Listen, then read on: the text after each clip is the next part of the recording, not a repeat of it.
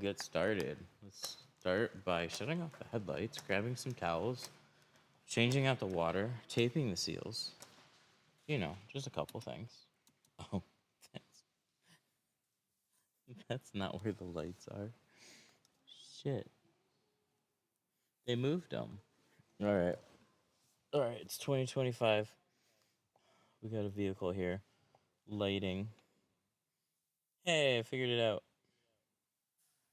Turn off the headlamps. Nice. That's a hell of a dashboard. Look at that thing. Crazy. Crazy. And here I thought it was going to be a regular Expedition. They changed the new ones quite a bit.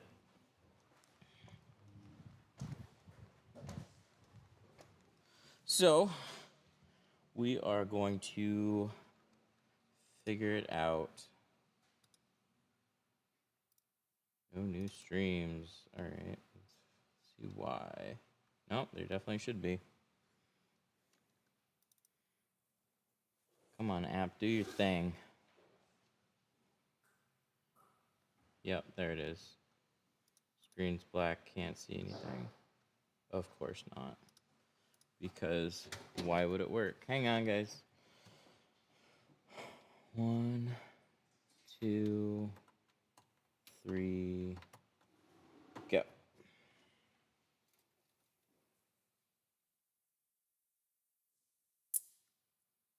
Hey, we fixed it.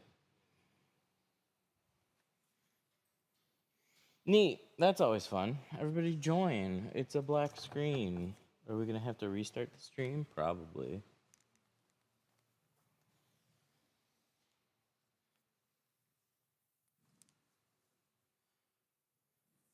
Expedition. Look at this thing. This thing's nuts.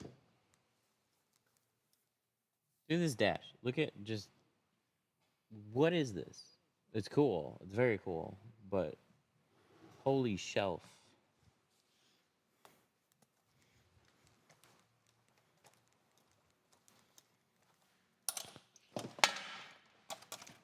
Ugh. How do you stop dirt from getting in a very tight window channel on my new Honda? That's a good question. I don't really think about it because it's not really a common problem. I don't think you have to worry about it. Maybe if you just go up and down dirt roads frequently, you might just have to rinse out your seals. Run some soapy water, or if you can figure out how to pull them, that would be the only ways to do it, though. Or an air gun. You could pry them back and maybe take a blower to them. How well does Pro Classic shrink? Extremely well. It's such a nice film. I installed it for a long time. Pro Classic is one of the simplest ways of making film. Very straightforward. Good looking film. Alright. So, even though this is new, I'm going to tape the shields because I'm crazy. And we're going to cover up this area.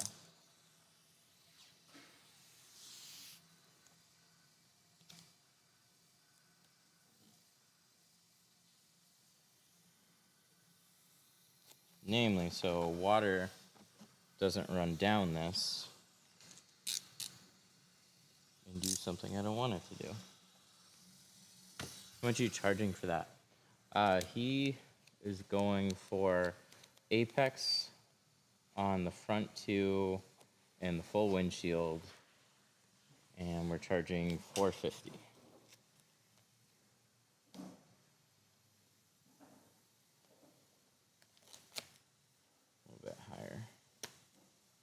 This is a big window. I made these strips big, but I guess I didn't have to.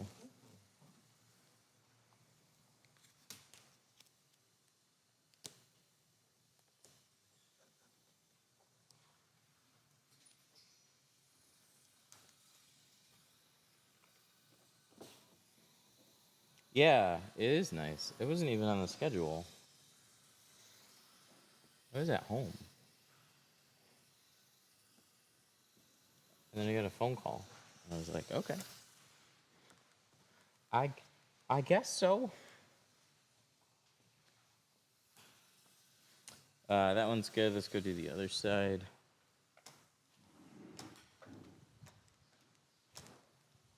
Does Apex require a different shrinking method?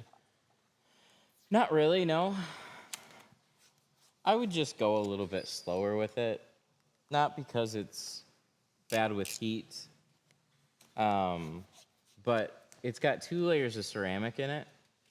So it's going to soak up heat and hold it for longer. So it's worth going just a little more cautious with it, but I haven't heard of any unusual issues from people just tinting normally with it.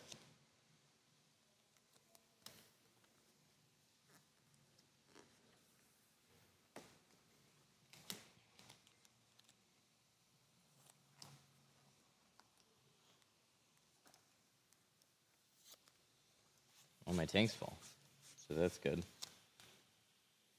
We're doing 35 on the front doors and 70 on the windshield.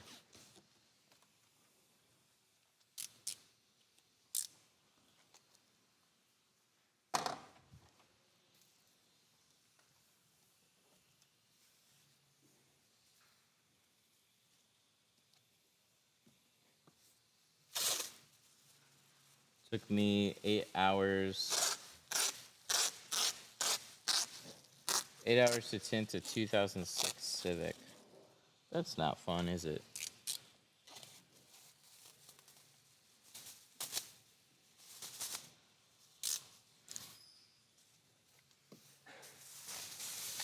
$45 on a windshield and $5 on the sides. Yeah, you'd be able to see in. Not really on the sides, but on the windshield for sure. It's not gonna be bright by any means, but yeah, you definitely can still see in.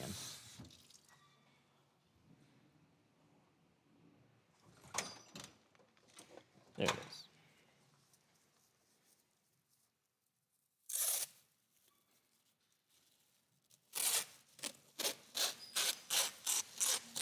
C2, ceramic, and Apex are, yes, they are really nice films.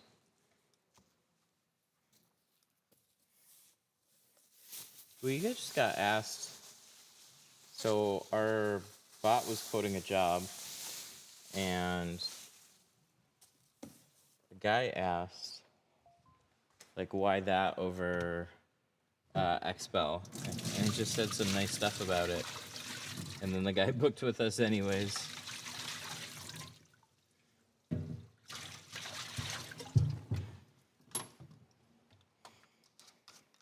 All right, so we're gonna do a couple ounces.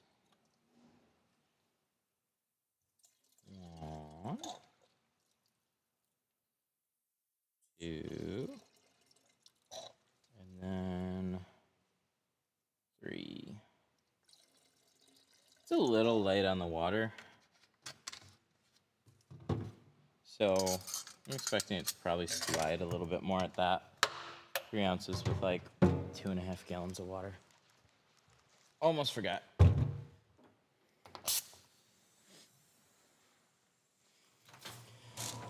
How many cars do you do a week? Greatly depends on the week.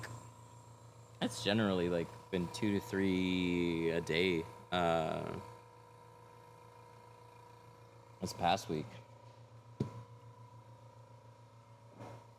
I've been getting a lot of clients saying, "Oh, what about 3M? What about Expel?" What's the average price, or what is your average ticket price?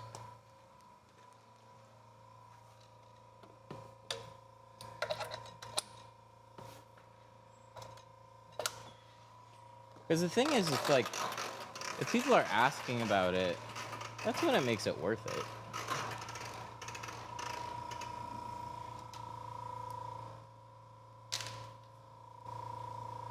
$324.99 starting on C2 ceramic. Is that all the sides and the rear?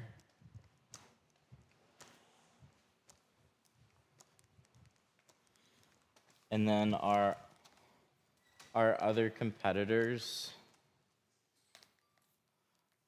Oh, this is the Expedition Platinum Max. Holy shit. It's like the iPhone 14 Pro Max. 16? What are we on?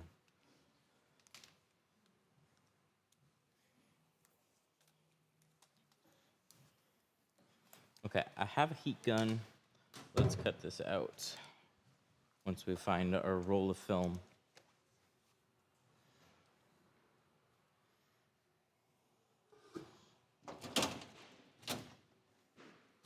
$35, and then there's my 70. Why does 3M roll their film to the opposite side? 3M does too? I don't know. They saw what Lumar did and decided to copy, or Lumar saw what 3M did and decided to copy. There's no good reason why film is like that. If you leave a roll in a box and it moves around, it just gets scratched up. It's kind of annoying. But, I mean, if there's other shops in the area that are just being cutthroat and installing those films at the same prices, I don't have a good answer for you because it's just stupid. But if they're able to actually price themselves higher and people are getting them because they're just more recognizable, then brand's just a tough thing to beat. I know a good part of it is just like area where you are and what are the norms.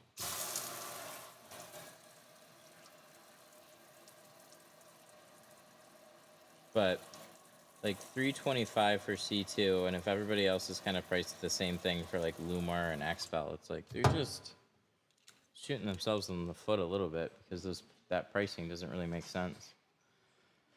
I've been trying to tint all the side windows on my 24 Civic. Keep getting fingers on the bottom. Any tips for shrinking? I mean, if you don't see many fingers on the bottom and you're still getting them, then you want to force fingers to the bottom.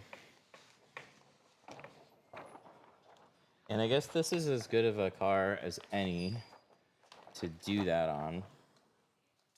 So we'll cut this out. Where's my other knife? Hang on. I saw it somewhere. Not there. I should have it. Do you ever double cut? Yeah, on most cars, I double cut. Oh, here. I have two of them.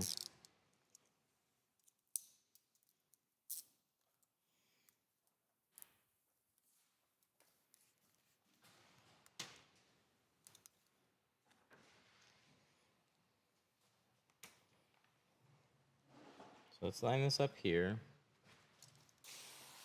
I'm going to cut off the excess and then throw another piece on it.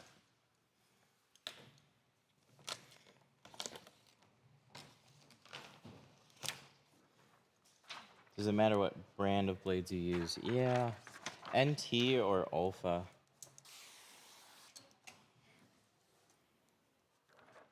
I would get one or the other.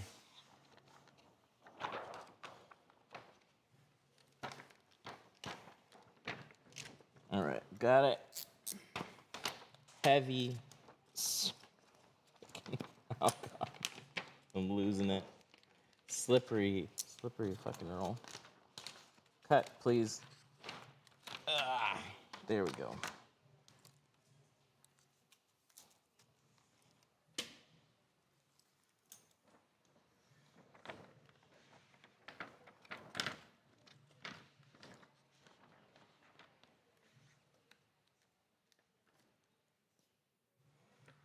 For tint leads, do you use Google and Facebook ads? I use Google ads. I'm not doing anything with Facebook right now. I'm way less experienced about paid ads. Both of them can do very well. With Facebook, it's a little bit more about creative. With Google, it's about having the proper funnel. Because when somebody searches on Google, it's intentional. So they're looking for your service. On Facebook, they're casually scrolling.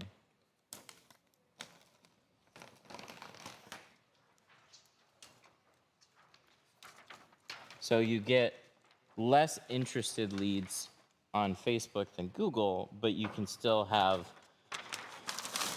lots of people browsing on both. But I say your creative matters because a lot of people can just scroll past your ad without interacting with it. But on Google, when they're searching, everything's very dry looking. So then you might click on a few different ones. All right, so we are double cutting this, meaning we have 2 layers of film right now.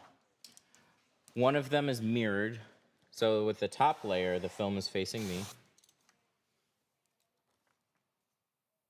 And then underneath, the film is facing the glass like normal. So we're gonna cut our pattern, cut one, shift it over, and we can check that inside. Doesn't give us as much space as an F-150, but talks about like an inch down. Good Lord. Ford, why you always do that? You're kooky.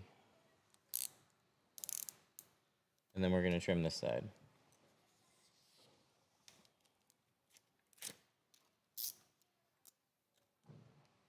Shift that over. Oh shit, we might have fucked it up, boys. Oh, that was quick. Hang on. We might be okay. I think we're okay. It's gonna be a little tight though, if we are. Damn 2 mil double cut bullshit. It's gonna be tight. We're gonna put this off to the side. I'm gonna cut out a couple more patterns. So this was unexpected. There's usually a rubber edge right in here, but it's a hard plastic edge and then a big gap. You're likely to not see it, but it irks me a little bit. So I'm just gonna make it a little bit wider than I was. It was hard to tell that when I have 2 layers on top of each other. But now I know. Live and learn. So, a lot of Rams. Yeah, the older style were definitely like that. For sure.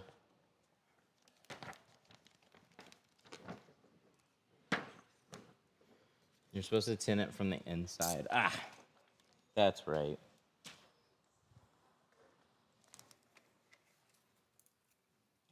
I'm sorry, I missed that part.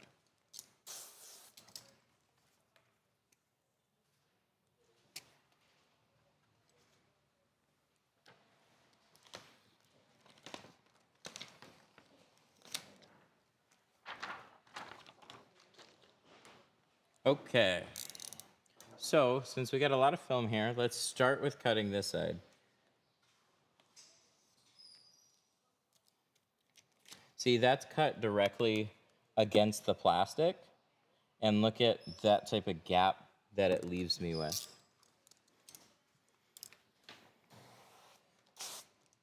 So we're gonna shift this over, and then we're never gonna see that. Come back over here, cut this side.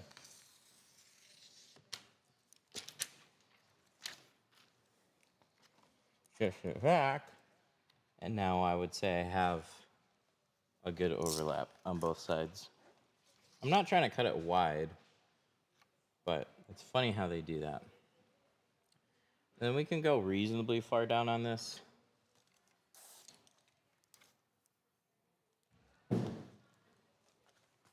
Get that. Roll it down. Turn the vehicle back on first, though. What type of film are you using? We're using Apex. It's a dual layer ceramic film. It's also a 2mm film. So it is thicker. So when you're cutting this out, it's like cutting out thin security film.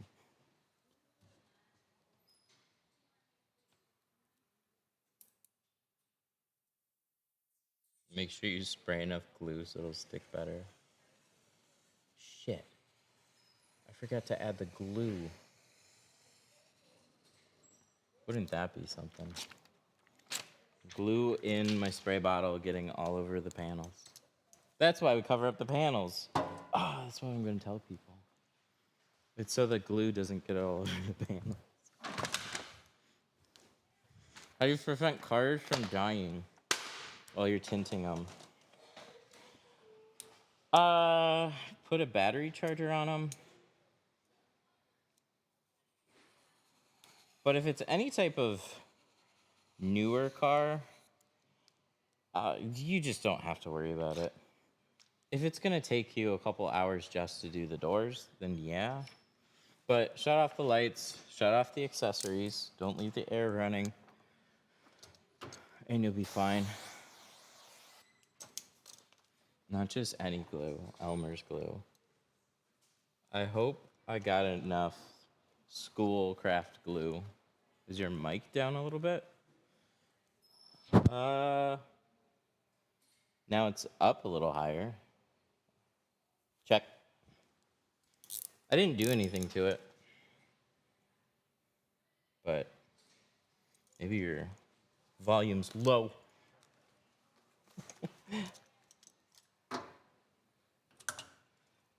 The clear kind. No, the white stuff.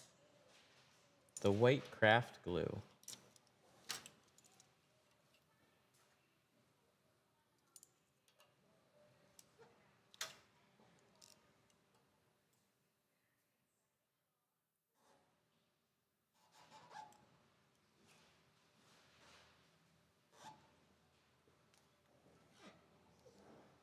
Sometimes it's hard to tell if that's perfectly straight or it's tilted.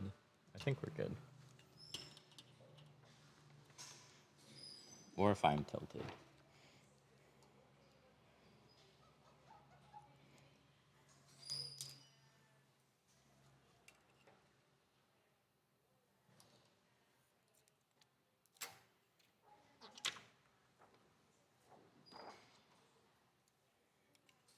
Trim this.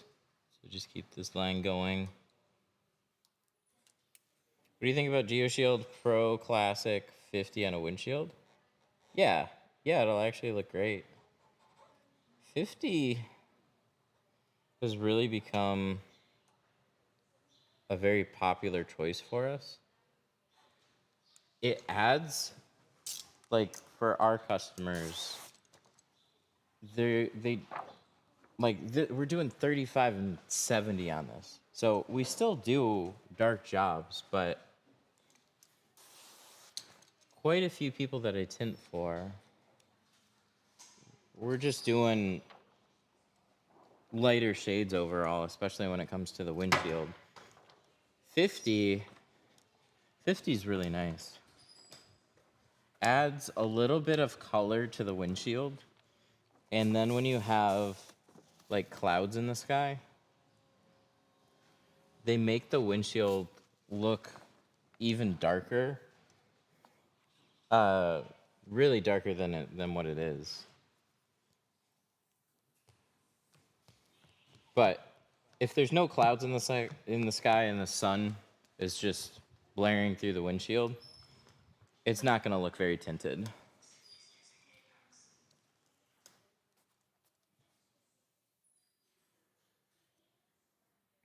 When I did my complete windshield, I saw the molding marks remained. It's normal for them to look like bubbles, but the next day they started to disappear. Is that normal? I don't quite understand what molding marks. Okay, so we got to shrink this. And normally I'm going to snap shrink something like this. But if you shrink a window and like we don't have the entire piece of film on the glass. It's impossible because we had it overlap the edges. We need it to stay a little bit farther away from some of the edges so we don't burn any of the trim. So when I set this up for shrinking, I'm not always going to... There we go. I'm not always going to see a bunch of fingers at the bottom. There might be small. But if you install it and you do see fingers pop up after your installation, then you want to do this. Spray the window, put your film on it, tack half of it, and then you're going to push inwards a little bit, and you're going to force some fingers to pop up, and then you're going to lock down that side. So what you've really done is you're just forcing some additional fingers so you can just shrink the film a little bit farther.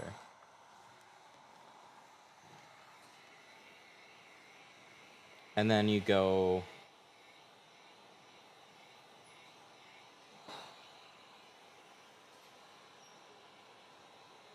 just go through, hit them with some heat, knock them down.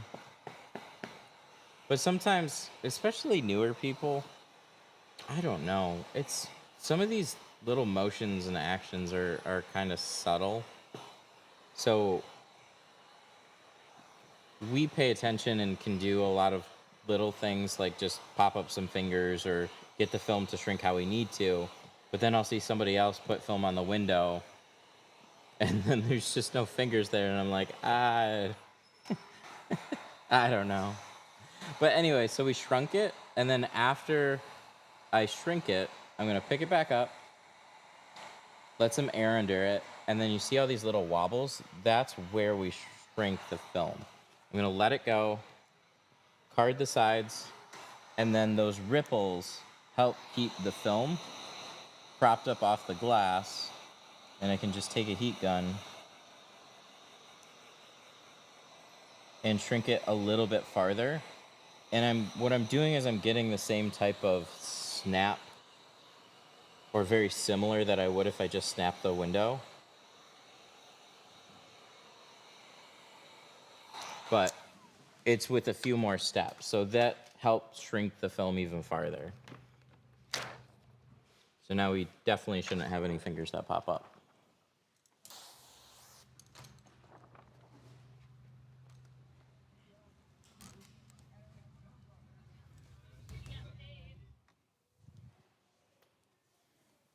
Okay, let's grab a blade.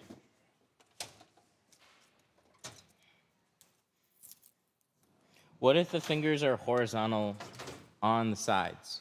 If you have horizontal fingers, you direct them to the bottom to shrink them. You get to tell them where to go.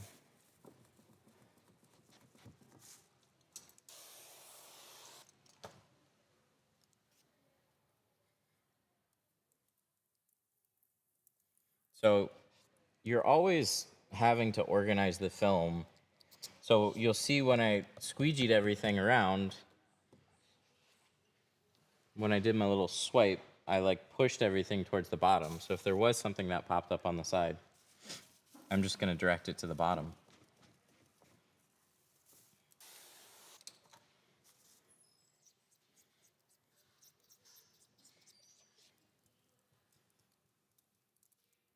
Why do some people put the tint on the inside and some people put it on the outside? So everybody puts it on the inside. It's just you're only watching parts of the installation. So there's the cutting part, and then there's the installing part. It'll get to the inside, you just gotta be patient. Watch the whole video.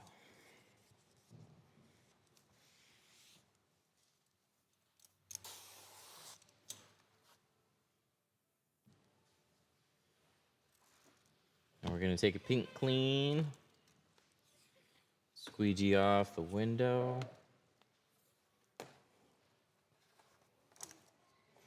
We're going to squeegee the sides.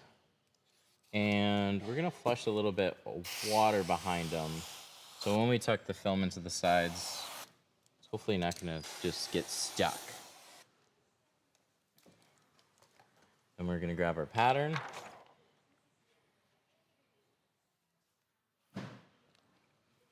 And peel it. Model 3 windshield. It's a tougher windshield.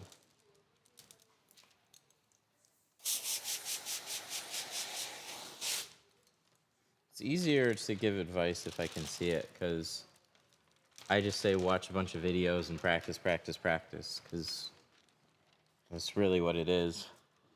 Might be good to take a class, but... Alright, so we're going to start with this flat on the window. Push this into my seal. Then we're going to go back to this side. Pull it back a little bit. Flatten this out. Push that into the seal. And then hopefully we didn't go too far. Line up that top edge. We're going to check our sides. Make sure we're not... Yep, right there. It's snug. Oh, but it is moving. Good.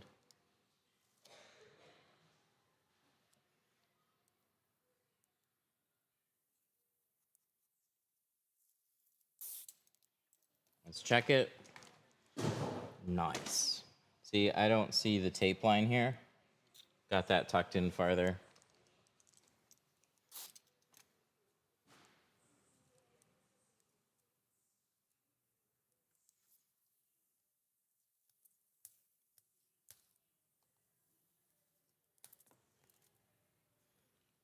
A lot of soapy water. A lot of soapy water helps. If your film has a tendency to... Ooh, what the heck? What did I drag this on? You see that? Yikes. That can put a scratch in the film. So I will not drag that across the film. That's not something a smooth it could fix, but maybe sandpaper could. Okay, so we used green, a pink, a blue. No, we didn't. What did we not? We didn't use a pink one recently. We used the green and then the blue and then the other one. So we used a pink one today.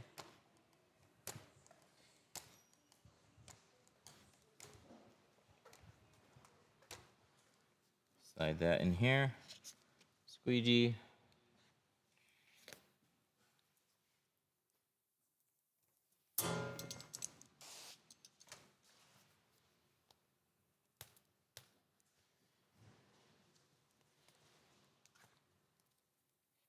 Squeegee. Squeegee. And we're going to roll up our window.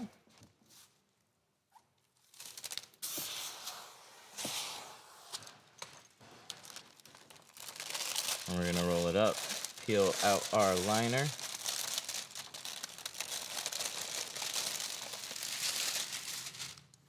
Super clean workshop. Thank you.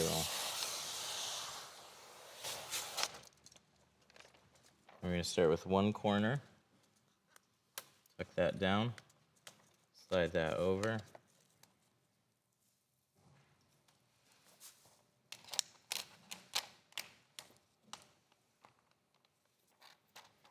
Shuffle that in.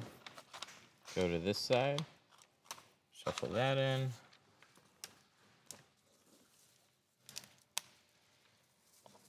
How does it not crinkle? It can. Tint is really unforgiving. So when I bend it, I'm rolling it. I'm never trying to put like a compound curve into it. So when you just do it a bunch of times, you kind of learn what causes that to happen. Having clear bubbles normal, like bright white ones?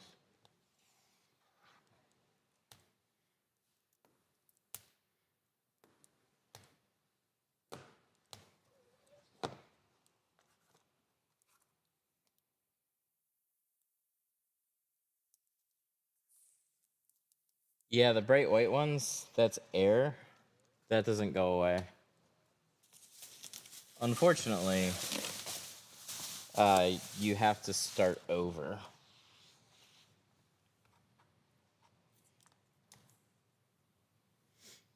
Yeah, little dirt specks is what that's from. So you'll either see just air, or if you look close enough, you'll see a little piece of dirt in the middle of it. You're just seeing like that air kind of around that dirt speck. That's one thing that makes tinting difficult. A lot of little things will create a vacuum and draw dirt back into your work.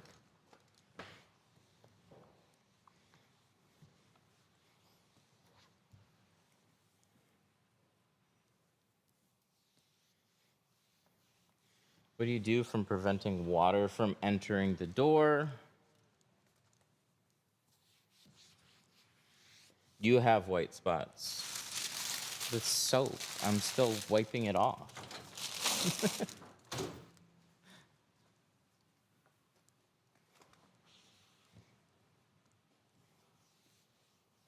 I haven't finished.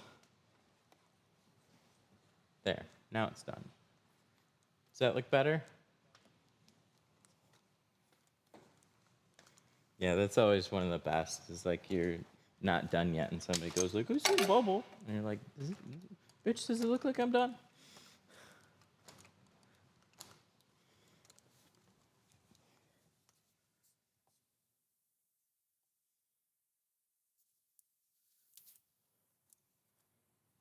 How do you make sure water doesn't get into the door? It does. So you see this? Does that look like a hole to you? Do you think water gets in there? It does. Absolutely does. Water always drips into the door. But there's drain holes. What did somebody else call them in the last stream? Somebody had weep holes or something like that. We're using GeoShield.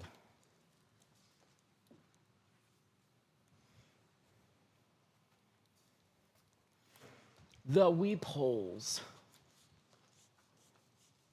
Oh yeah, I double cut mine, right? Yeah, it's not gonna hurt the door. It's fine. Okay, so what do we need to do? We need to shrink this other side, scrape it, install.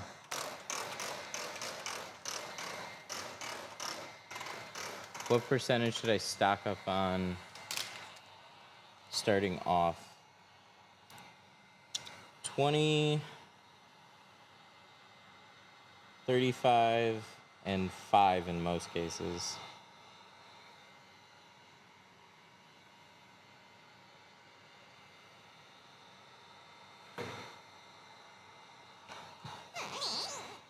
Can you show the weeping holes? See this? See that right there? And you see that right there? That's a sad, crying, weeping hole.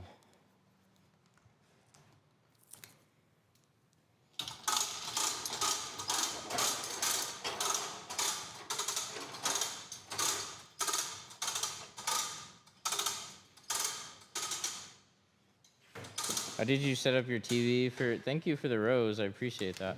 How did you set up the TV for the live and plotter? You just plug it in. So it's a computer. The TV is just a monitor.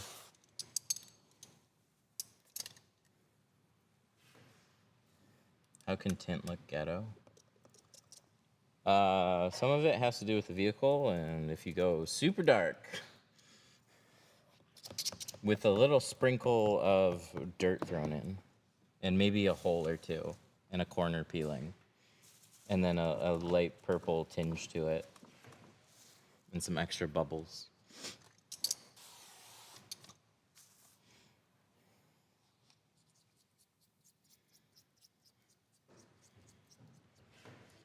Oh, chameleon, or all black and a chameleon windscreen.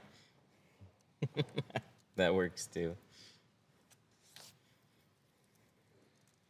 Tint the taillights too. The more I've seen tinted taillights, they look off now. They look like they're from 2010. It's just like, I haven't seen a vehicle with tinted taillights lately that like, oh, that adds so much to it. It's like, kind of like the factory ones better.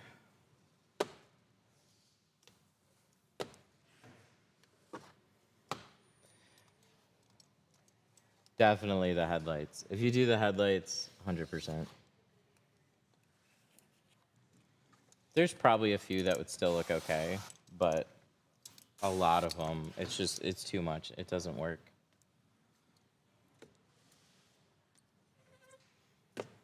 Back when I was a teenager, it seemed cool though, but it was probably just as ghetto then.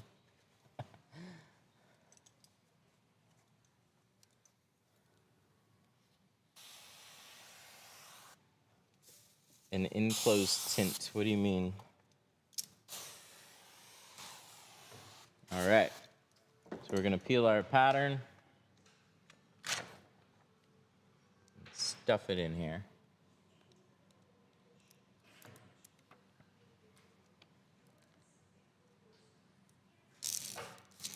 I can't believe Harry Potter retired.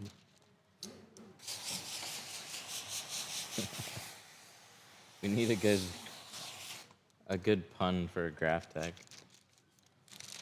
Or Harry Potter is an upgrade because they're all plotters.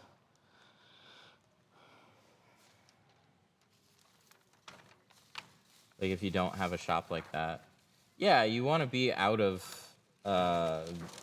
you want to be inside. I was going to say you want to be out of the outside. You want to be indoors as much as possible. You don't need a pretty looking space, but you need to cut the wind down and be out of direct sunlight. And when you have things like the weather that literally stops you from working, it's a problem.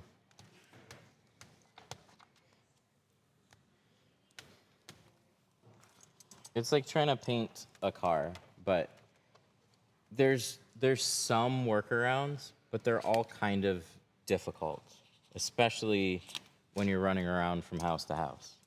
It just is.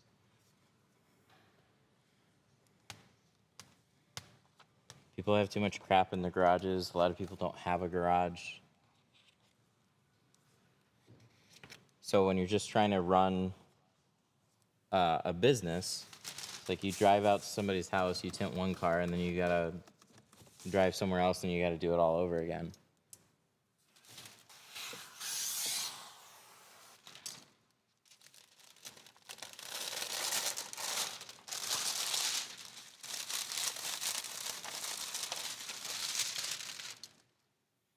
Does tint on auto expires? Technically, yes, but everybody talks about just lifetime warranty everything. So basically, if you have an original warranty and I can't point out in a terms and conditions sheet where it's specified a particular year range, then by golly, that's getting replaced. Some shops will just say no, but lifetime warranty in my book is lifetime warranty. If you have a problem with your tint 20 years down the road, you can be sure I'm going to be retired and be out of wherever you live. Let it be somebody else's problem. No, I mean, I'll be there. I'll get it done.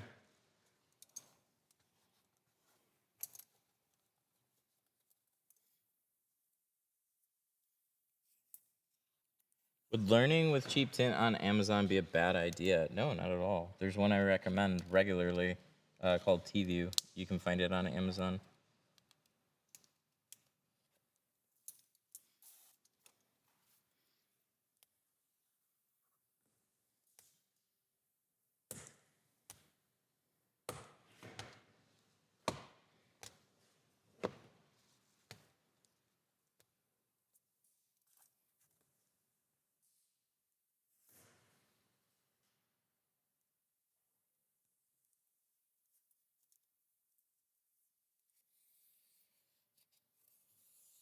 Any tips on shrinking the film and getting rid of these wrinkles?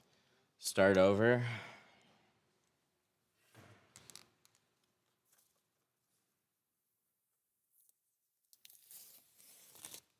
It's easy to mess up a back window.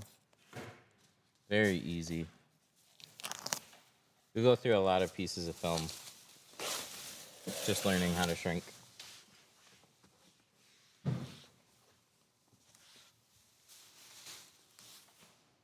All the water go into the panel. Some of it dripped down the waterproof cover that I put, so not all of it.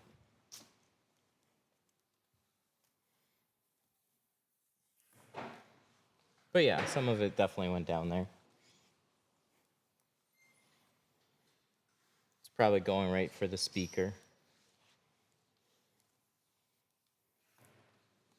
It's probably shorting out anything and everything.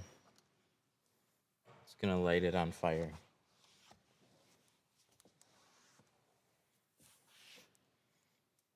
Can you repeat the name of the Amazon film? T-View.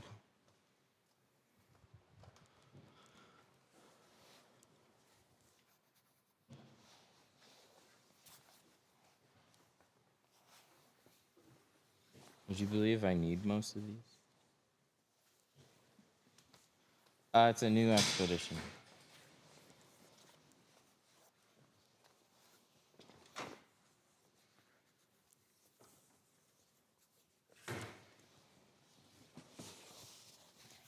So we're gonna be tinting the windshield. So we wanna cover up this beautiful interior before we start. One thing that we found out is these seat covers work really well in this area right here. So rather than throwing all my tools somewhere else or risk getting water on this, I just now toss a seat cover over this and it sticks right around the screen area super well so it doesn't just like fall off.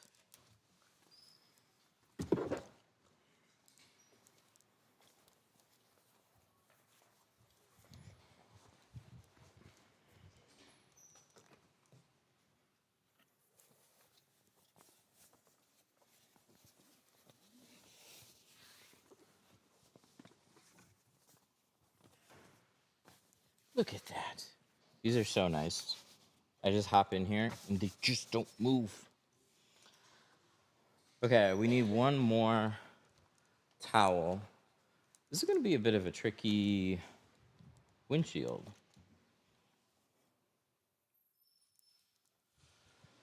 It's got a screen, and it doesn't do it as bad as near as bad as a Range Rover. Yes, we do have the seat covers now, and we're going to have ones cut similar to this as well. So I put them down here, so when we're doing the windshield, I'm not getting footprints all over the door sill. And same thing, these stick really well, so you don't have to worry about slipping.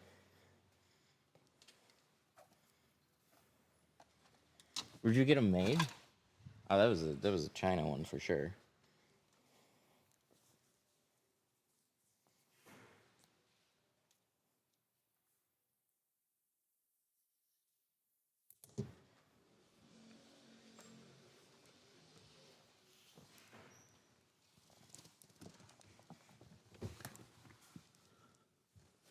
All right, so I got 2 towels.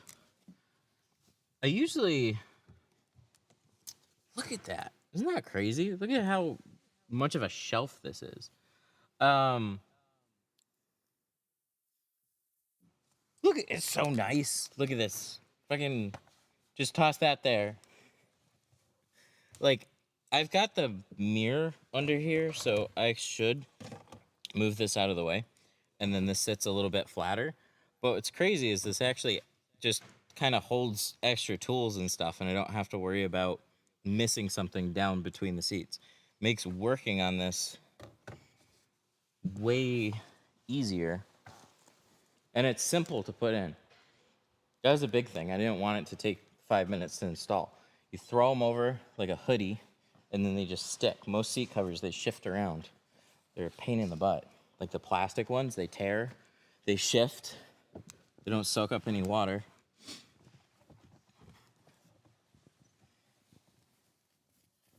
So I'm gonna leave that dash towel there and tuck another one in here. I'd be fine with just doing the one, but I get a little bit extra cover leaving one sitting here. So for the heck of this is the first windshield on an Expedition, the newer ones that I've done, and they've changed some stuff.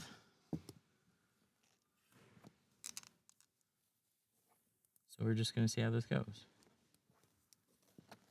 Sticking to something. What is that sticking to?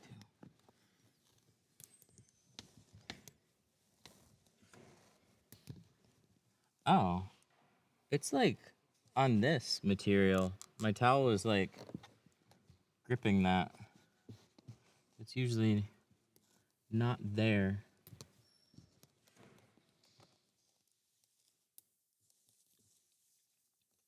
Yeah, when people say they cover up stuff,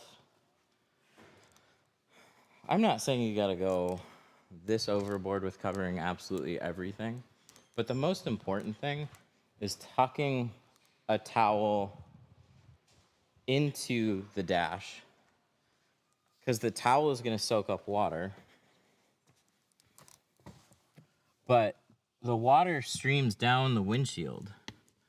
So if it's not tucked into the front, or a rope's not tucked into there, then water's able to just work its way down, and you may or may not have an issue. Is the rope necessary? The rope isn't needed if you can tuck a towel in there. So this one's a bit like the Explorer in some spots, where I have almost too much gap. It's just being a little funny. What I'm trying to do is get these two things to work together, where I have the towel here, and then that stays enough out of my way. But if the towel starts bunching up at the bottom, that's going to get in my way. So then I can use the rope, tuck that in, and then keep that nice and flat along the bottom. No, I'm not using the Ray-Bans. I have an iPhone.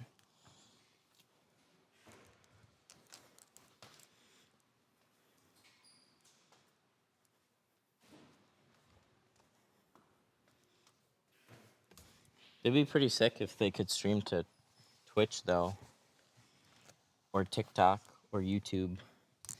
But as far as I know, those glasses only stream to Facebook for like 30 minutes. See that? If I can get the towel to just lay down like that, then I'm fine. I had the Ray-Bans for like a week, and then I returned them.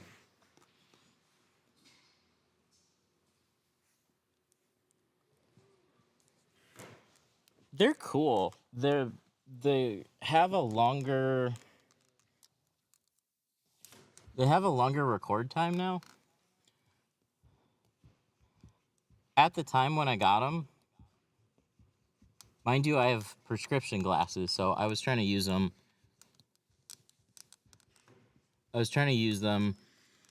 Without a prescription for a little bit, and so that was. Excuse me. So that made it a little rough, but clips were only a minute, and everything that I was trying to record, I needed a little longer time. What about the Insta360? Yeah, I made my own pair, and I just don't really use them. So these are a pair of prescription glasses, and then I screwed a bracket to it, and then I took this, the Insta360 Go, and so when I wanted to record something, I would just do that. But this doesn't stream either. That's just for video.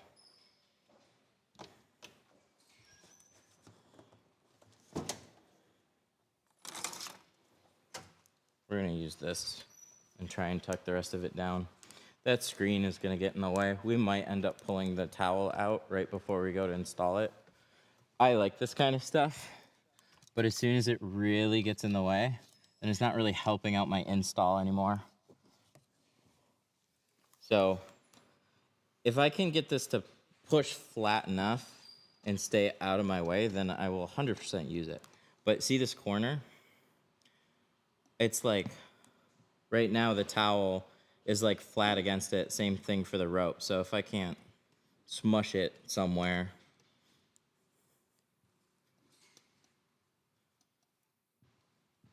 see if we can get it out of the way. Otherwise, we'll keep it there, and then as soon as we go to install it, we're gonna pull it.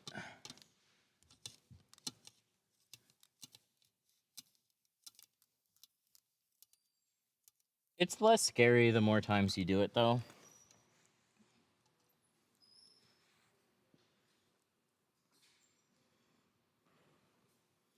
Flatten that out a little bit. Tuck that in.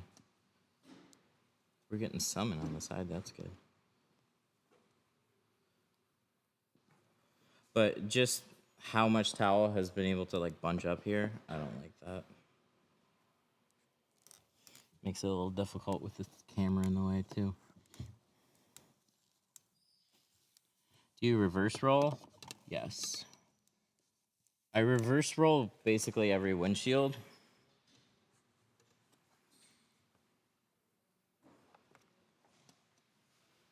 And then I Frankenstein the majority of back windows. Yikes. I just don't like this. It's this corner. If I can get some slack in here, I'll be all right.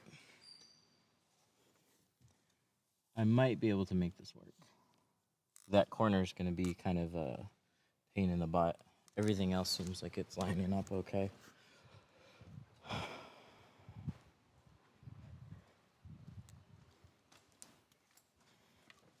What size do you use for a front windshield? A 36.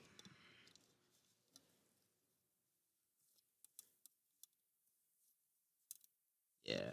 See, I got the space on this side. I think my towel just is shifted over a little bit more to the left, so it bunched up there. All right. Let's prep the windshield. Let's keep it going.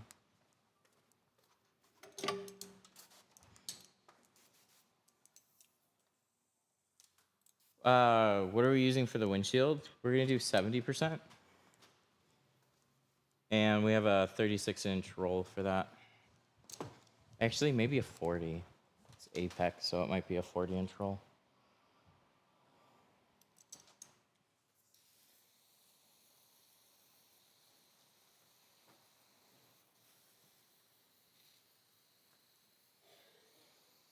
What are you using to record?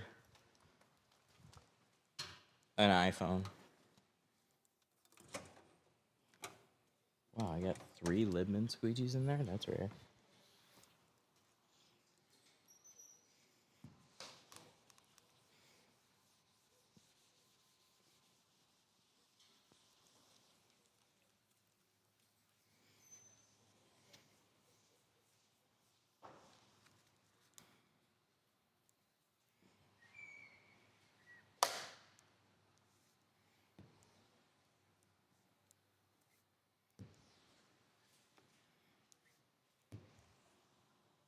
You have it stuck to your face. Yes. Why do you reverse roll a windshield and Frankenstein a back window? Good question. The windshield is at a different angle, and they're generally bigger and wider. So you have to try and pick the film up, and it starts kind of flopping back on you.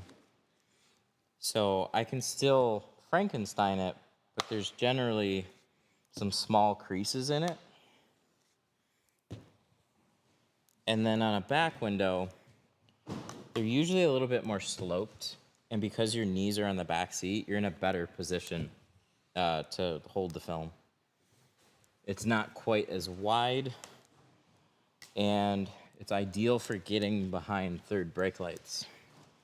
Where on windshields, I don't have third brake lights.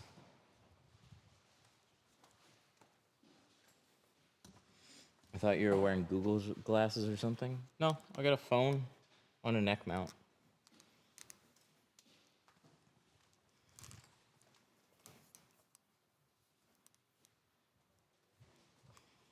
I mean, it's a little bit more complicated than that. But you could just stream directly to your platform of choice right from here.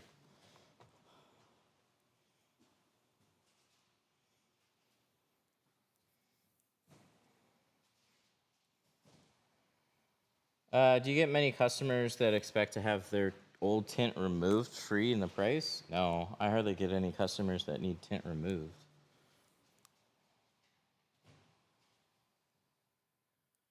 You'll definitely see that more if you're just in a hotter climate, or you'll get people asking if you'll just throw it in if areas are really kind of just like saturated and beat up.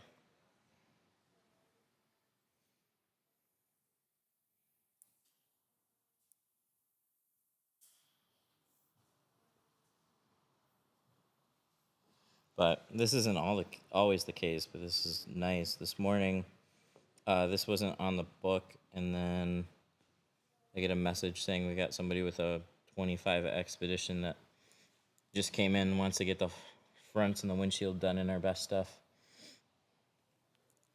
Didn't ask for a price ahead of time.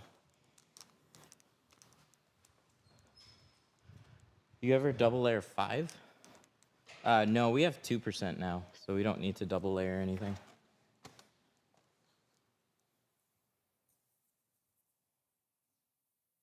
What type of tape? This is called Glass Aid Cut Guard. And we line the border. One thing that's nice, the most obvious thing, is that it's white.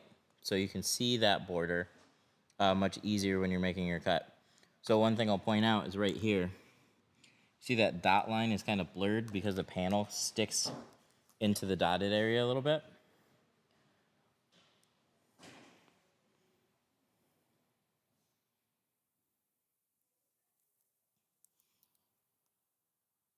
I go just outside the dots.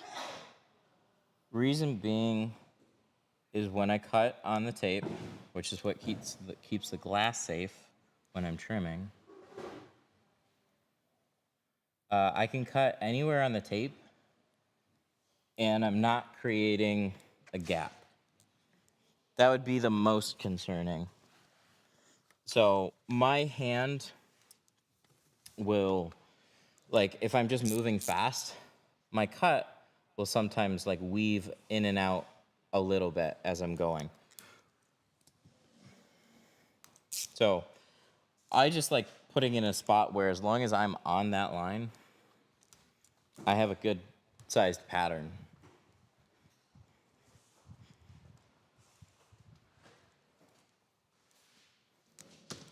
I started watching you around October, announced my business in November. Been doing great. Your videos helped a lot. Hell yeah. My clients love the C2 ceramic. That's super cool to hear. Congrats, man. It's one of my favorite parts about this channel still. It's like there's a lot of things like, is that something I can do? Is it real? Does it actually make money? No, it's real. It's just difficult.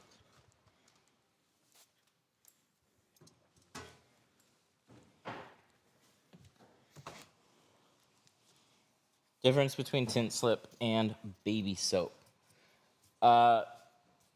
Baby soap is made for babies, but works.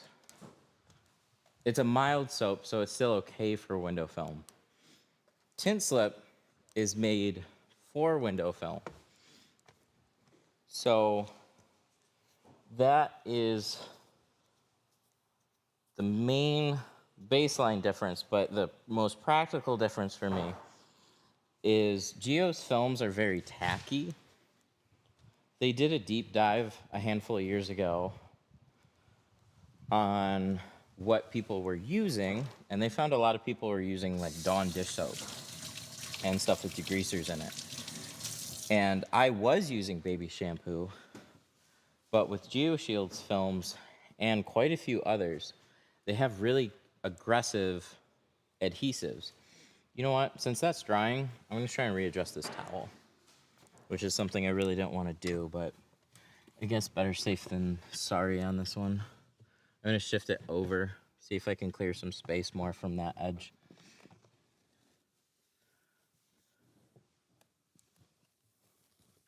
I just don't like it bunched up there, so maybe I can sneak it in here with this instead.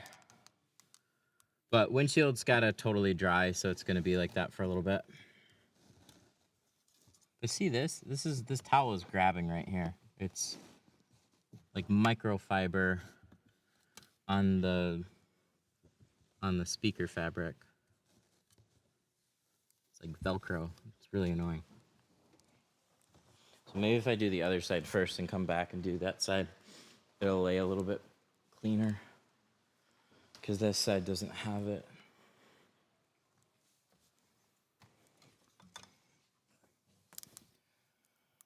Lumar tacks up fast? Ooh. GeoShield's way fun then. I could add just a little bit of baby shampoo to Lumar and it would still like slide around. GeoShield's way more aggressive. They're not the only ones, but I'm not a... I mean, I go back and forth because you want adhesives that are going to last, right? But when you install it and it's just frustrating because it's sticking everywhere, that's not good. Here we go. That's better. It's not all bunched up here. Only a little bit. But we can adjust that. Now we'll take it and tuck it into the other side and see how that goes.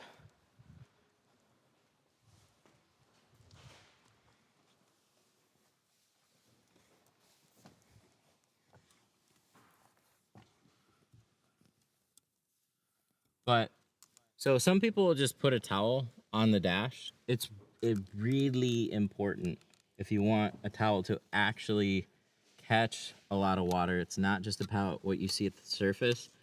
It's about actually tucking it to the very lip edge of that windshield. So when water trails down, that towel is soaking up that water.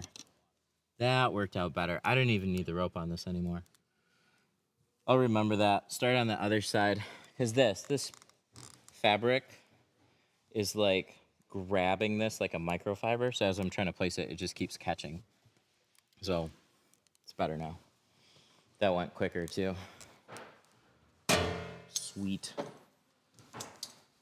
So let's dry off the windshield. We'll put some film up and we'll shrink it. So this foggy coating is a snuggle dryer sheet. And you see I got a pretty heavy layer on it right now. I could have done lighter. This is just how this one turned out. The nice thing about it is it doesn't matter how much you use, just as long as you coat it and you make sure that it's completely dry. I dream about you, bro. You might want to fix that.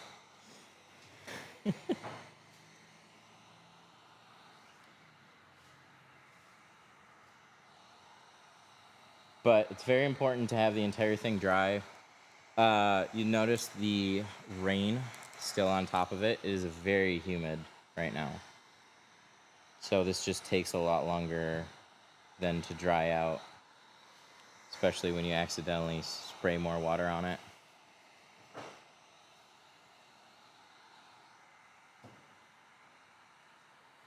How dark is the tint? We're doing 70 on the windshield.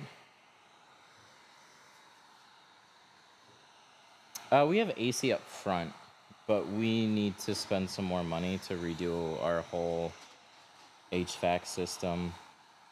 They put an overkill unit up front, and that, like when we did the loft area, He even said, he's like, I don't know why you have such a big unit up here, but like it's cool.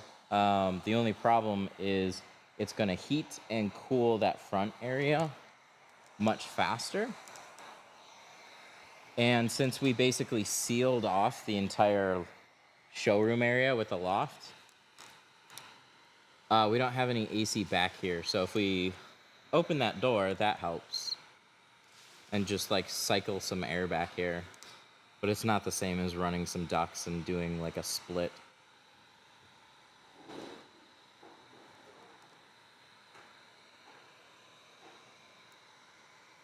The point of the snuggle process is what? The snuggle acts like a tack surface. And so you'll see once we get into shrinking. But it's really important to have anywhere the film's going to be basically coated before you put film on it. And make sure it is completely dry.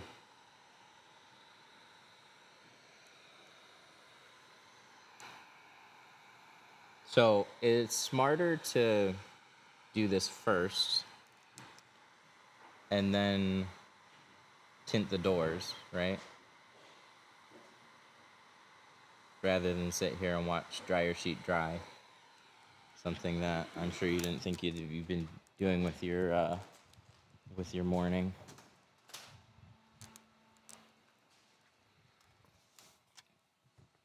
Look at that, that's so nice. I was just throwing my shit there.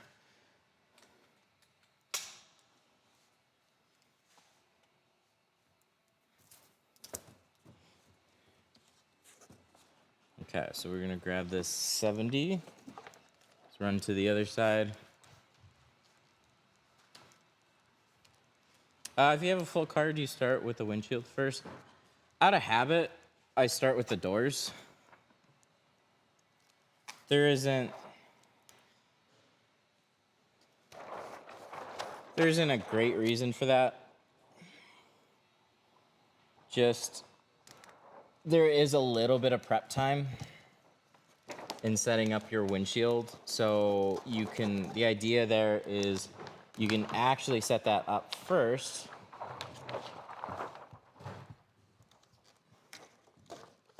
So I should coat the windshield first, then do the doors while it's drying. Then when I get to it, it's dry and ready to go. The idea is that you always want to be doing something.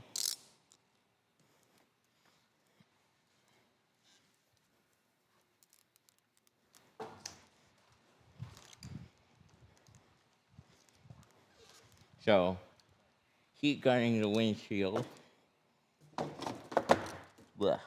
is not the most productive thing that I could be doing. Where's my knife? Where are you located? Detroit Tint Studio, Sterling Heights. I used Snuggle laundry fabric softener and it dried LLWP vlog. What?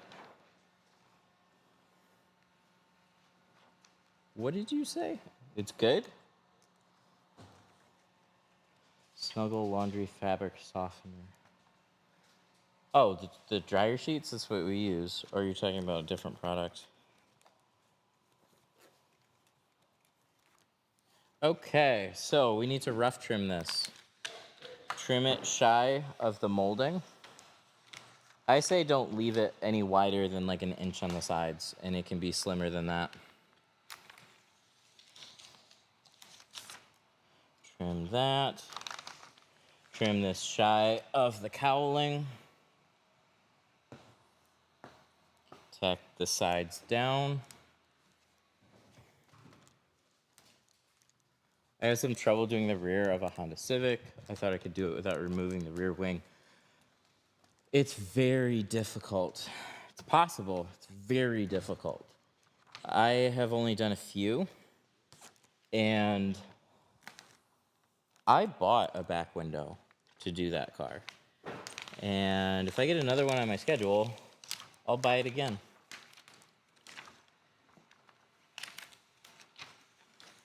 Actually, I might have one still. I should check. I forgot if we still had one or not.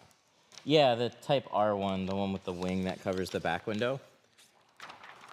The headache is just shrinking it. Installation is fine. So you can buy an aftermarket piece of glass, shrink on it, and just keep it around. Makes that car way easier.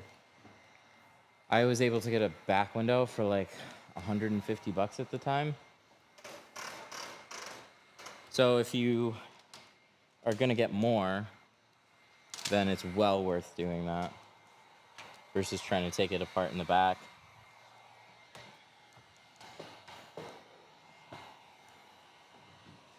Is this Clear Lex IR? What the heck? Sure. No, this is Apex 70%. It's a dual layer ceramic film.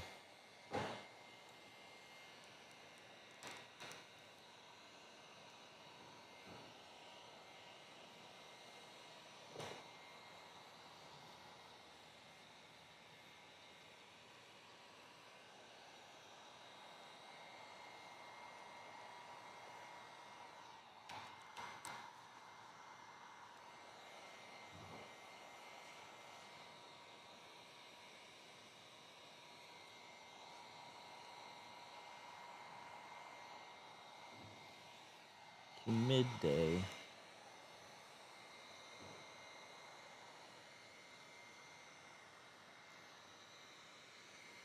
I was 2 weeks in. I bought an older Trans Am with a big curved window.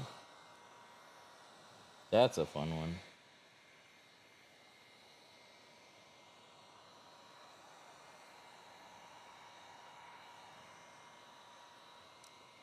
When can you remount a dash cam to a windshield after tinting it? Just let the windshield dry. Remember that it's still film though. So your dash cam is fine, like it's not gonna pull it off, but if you have a super aggressive, sticky suction cup, then don't expect your tint to stay nice in that area if you ever decide to like remove it.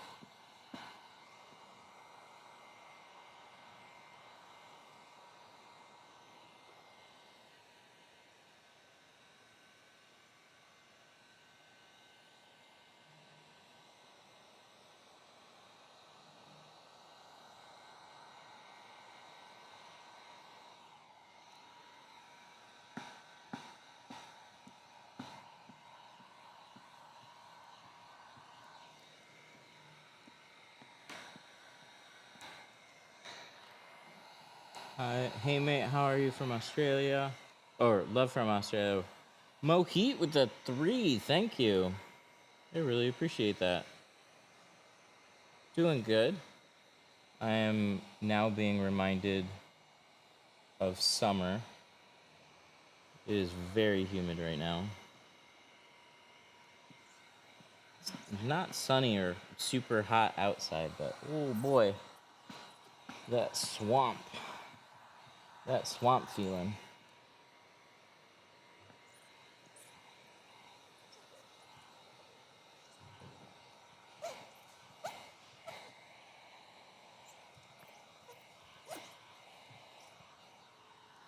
Tint goes on the inside, yes it does.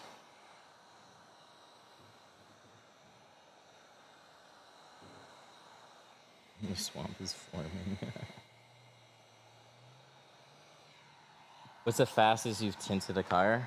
I definitely didn't set any land speed records, but nothing got me to hustle more than tinting at a particular account. And they weren't rushing us out the door in most cases. There was one store they would overbook us, and then they would want to leave on time. And you're just like, I'll try and get you out, but you pulled in an extra car. Oh, that's where I put my knife. Silly. Now I got 2 knives. But there were definitely a few times where you just don't want to say no. And one of those times I was sitting around at a shop for most of a day, and there's just nothing that showed up. Or you you'd have like 2 front doors on your schedule, and you'd just be waiting around. And this was on like a Friday. So people get their paychecks, and then they immediately start calling around for window tint in the area that I was in. So it's like 3:30. I've been sitting for most of the day. Somebody gets there at 4 o'clock for a full car. And then while I'm working on that car, somebody else walks in and wants a full car done by 6. And so I got 2 cars, one at 4, one at 5. And both of them needed to be out by 6 o'clock because that's when we closed. They would have stayed a little bit longer, but I'm sure not trying to stay any longer than I have to. So I definitely got both done under an hour for each, for sure.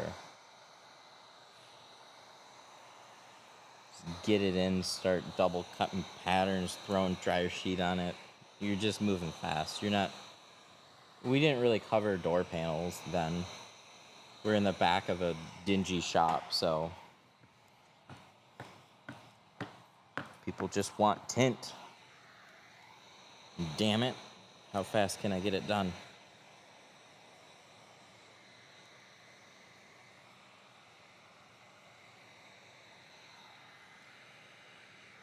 What's the purpose of heating it? So you see how this is just kind of like wobbly and sticking up off the windshield? If we try and stick that to the inside of the windshield where it's going to go, it's not going to lay flat. So by heating it, we're molding it down and shaping it to the same shape as the glass. So that way it will look like glass.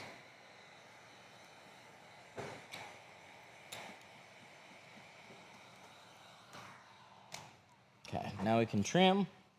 Trim.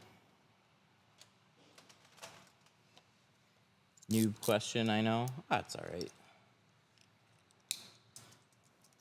At least you didn't ask why are we doing it on the outside.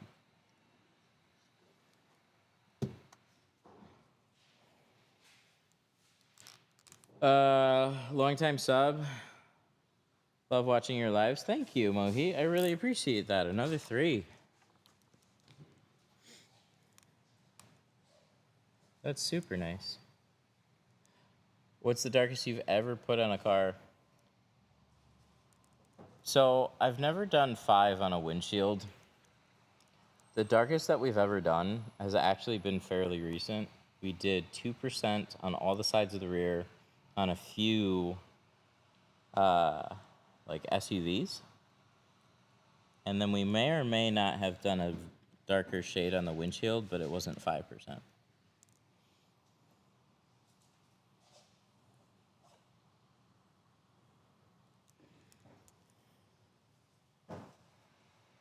$2% over factory. That is a dark look. I'm cutting on the tape.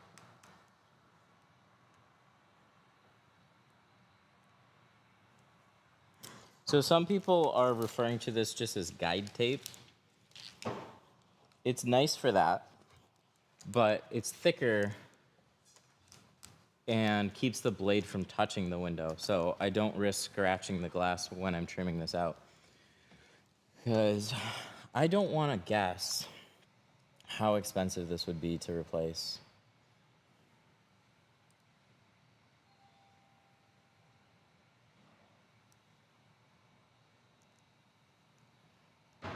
We put triple 2% on our side windows.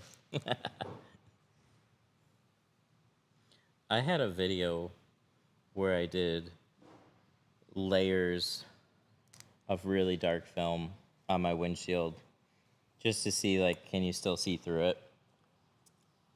Where the bit was trying to make 0%, which, so you have 2%, but think about it.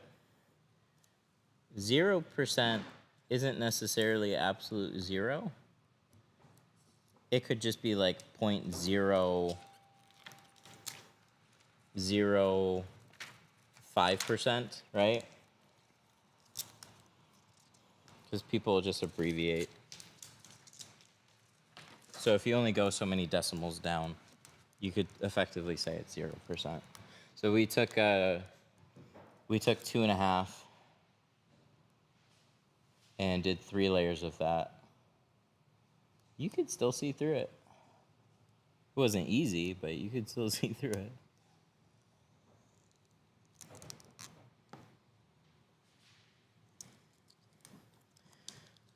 I'm too short for this. Oh shit, I gotta trim this. I want to see 0.00009.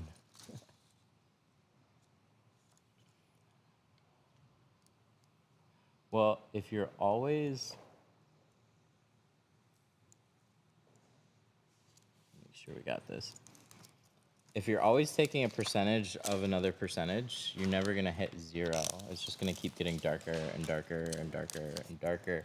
But it's never going to be like absolute blackout. Like 50% of 50% of 50% of 50%. Right? And then just keep going. Mohit with 15. Dang, thank you.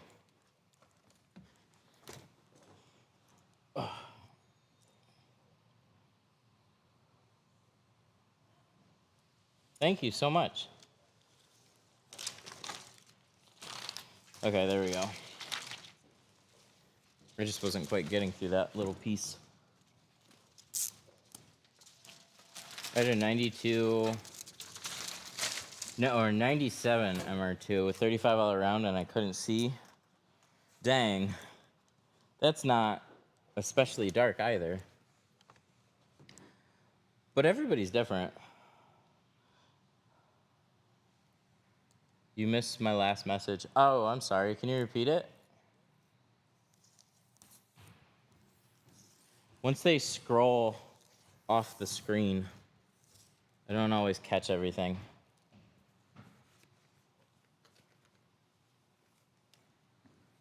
It doesn't let me scroll back up either. Is there something better than nano ceramic tint? Yeah. 2 layers of nano ceramic tint. Which is what we're doing right now.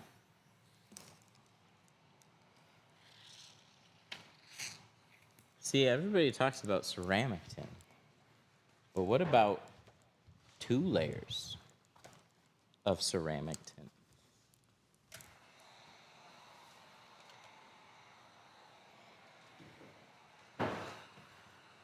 I kept seeing the reflection of the instrument cluster.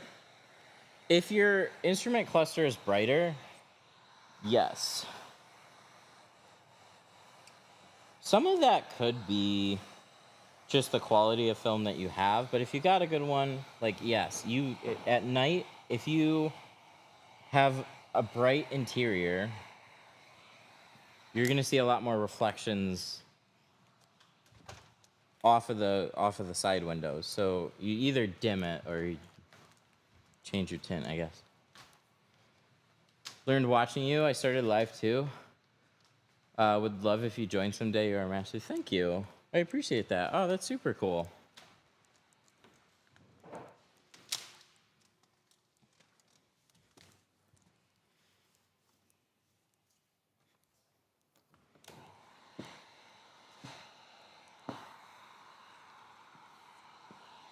Yeah, I'd definitely like to check it out. And your daytime is our nighttime, so that's easier to do.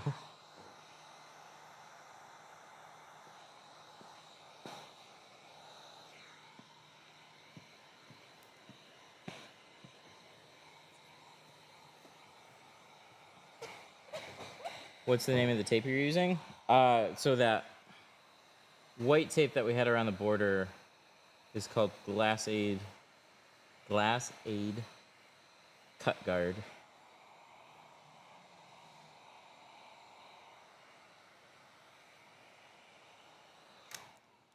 This is not a super difficult windshield, but it's more surface area than I remember. In my head, it was kind of an Explorer. just a little wider. It's a lot a bit wider, but being a 2025 makes it just take longer, for sure. Where you located? Detroit Tint Studio. I like to get a front driver and passenger side quote. So we have 3 different films. Most vehicles, so if like an Expedition, an F-150, a Honda Accord, just doing the front doors. 150 for carbon, 200 for our single layer ceramic, and 250 for the dual. Glacé cut guard is $52 a roll here in the UK. Who's selling it? It's my product. It's not distributed in the UK. Or is it just something else?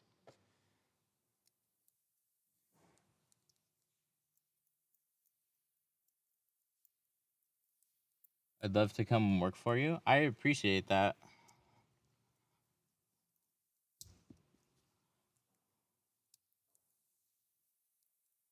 Not hiring right now. I'm at this weird point though.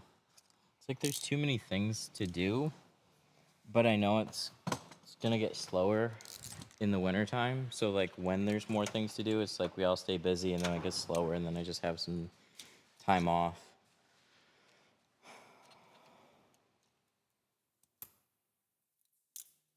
Not much time off, but like, you know, an afternoon or a day or something. It's hard to keep everybody busy all of the time. But when it gets busy, that's when we'd like additional help, but temporarily.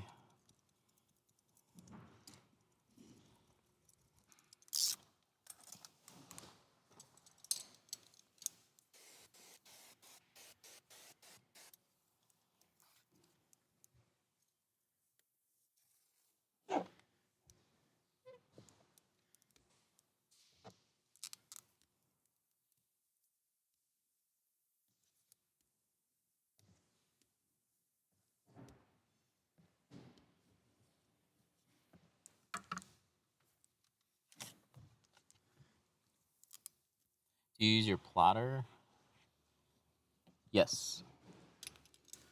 What happened to your arm? A steamer bit me. It's a really quick nibble, but it looks like shit. Okay. What else do we need? Alcohol? Anybody got a 5th?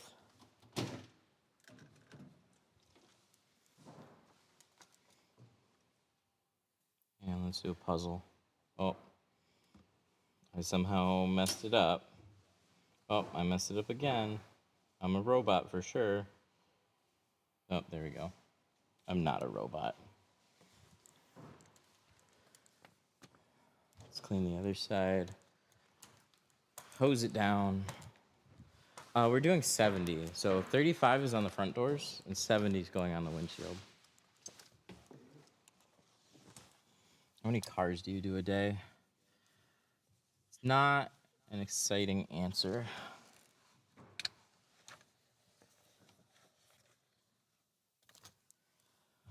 We keep things lighter. Sometimes that's on purpose, and sometimes that's just how the week goes. But overall,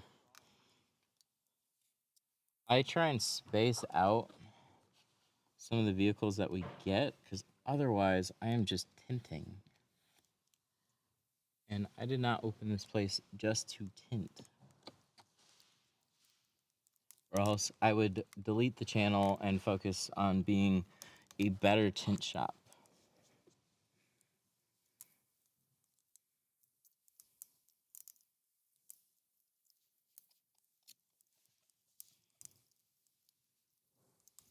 Because there's things that we could do.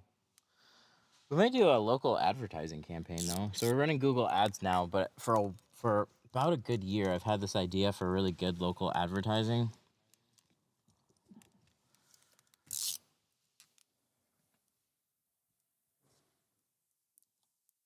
And I don't know. I just wanna try and run it and see what happens. Don't you love this steering wheel being here?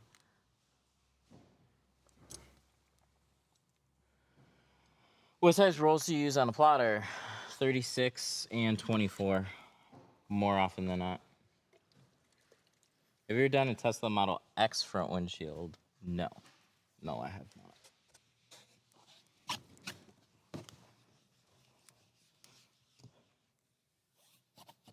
And to be honest, I don't want to. Do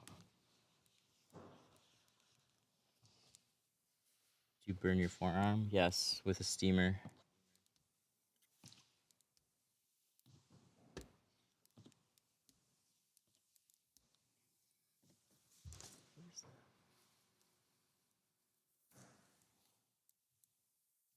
Why the alcohol? Because we're doing Apex.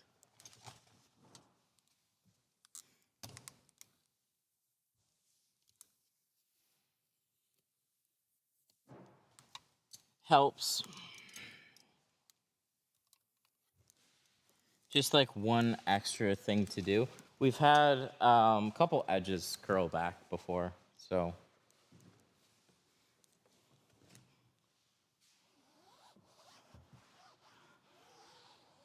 So we would have to babysit them for a little afterwards.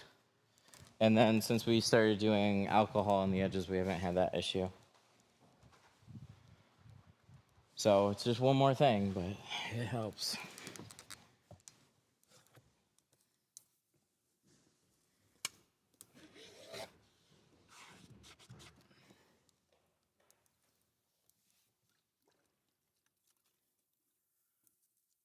Mainly on the edge areas. Doesn't matter so much on the rest of it.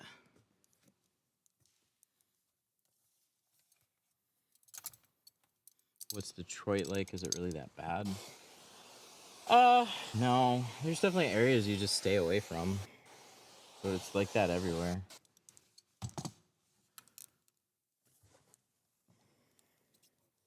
We're not in Detroit.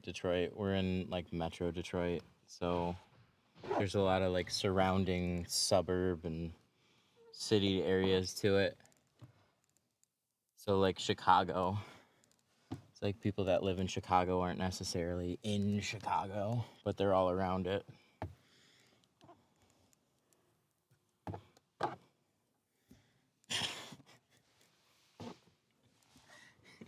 No.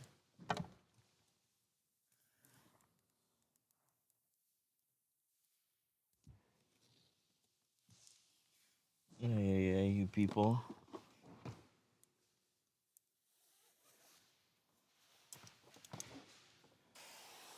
It's not like that everywhere. I can go anywhere I want in the Netherlands.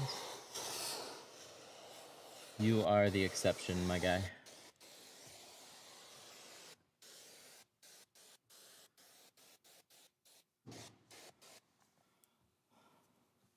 But then you should call it Metro Detroit Tint Studio. Yeah. Yeah, that rolls off the tongue. Let's add another word to it. No, thank you. It was like Chicago Auto Pros. They were in Lombard, right near Chicago, but they weren't in Chicago. It's so normal. There's so many other businesses around here that put Detroit Wing Company. They're not in Detroit, but they're Detroit Wing Company. Did you build that shop? Yes, I did.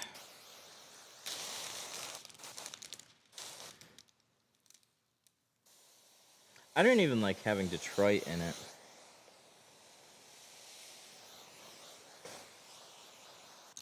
Because the Detroit part was more for out-of-state people than it was for people here.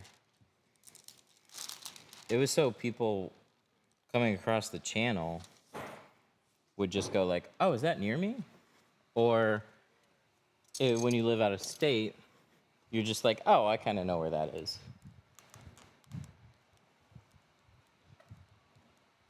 What city? Sterling Heights. Although we should have gone to Utica or Troy, which is very near us.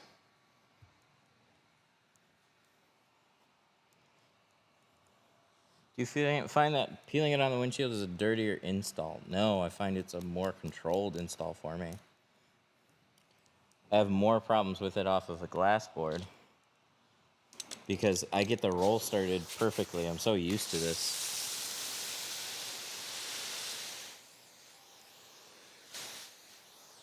But just because you peel it off of, like, we cleaned the glass before we put this on. So I don't have just dirt running into my windshield. I think a lot of people see dirt on a vehicle and think dirty tint job. It's like the state of the car does impact your results some, but overall, it's not that bad. You can tape the sides and just work on your process. So, peel boards, the car has always been the peel board for me. Have you seen the tint brush? Yes, I have 2 of them. I don't know who sent me one of them, but I have 2.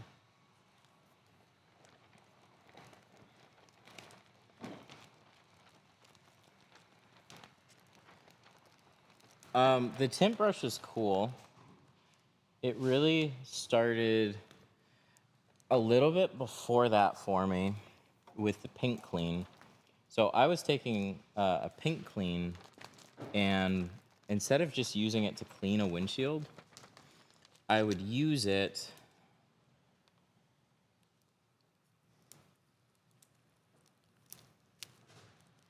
hang on. Oh, come on, you bitch. It's just the end. I hate when it matches up so freaking perfectly. Nom, nom, nom, nom. Exactly. There we go. Now I got it. Okay. So, I was using a pink clean, and it didn't really click with me until sometime last year. Like a year ago, I started using a pink clean as a way of like evenly distributing out the film before you squeegee it.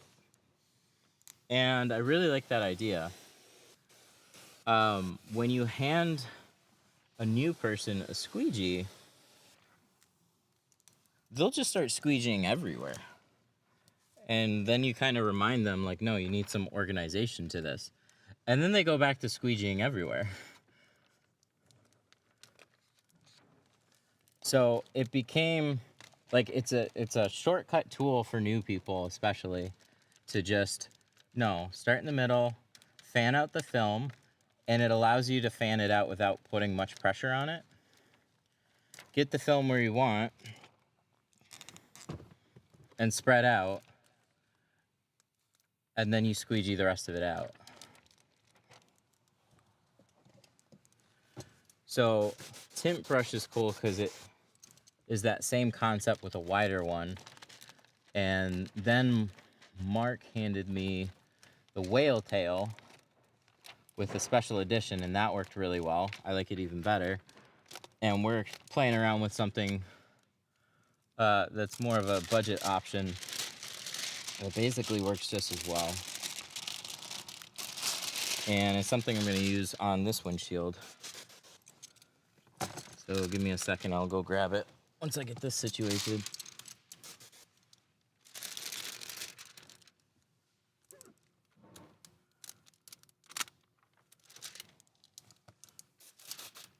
There we go. Oh,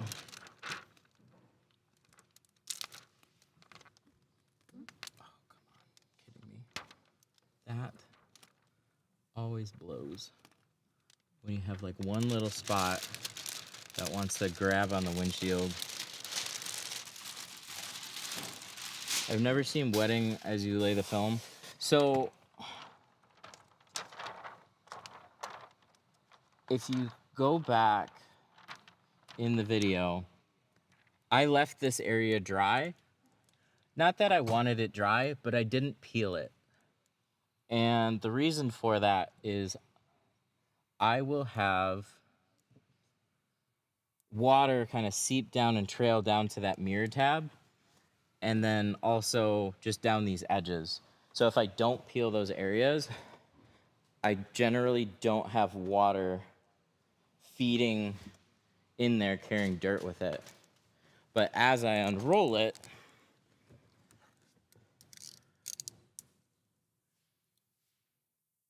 it peels really easy, and then I can just spritz it and continue my install. One thing I didn't do either was cut out this tab, so we're doing that now.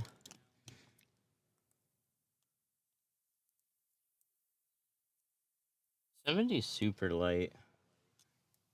It's always hard to see exactly where you are with your 70.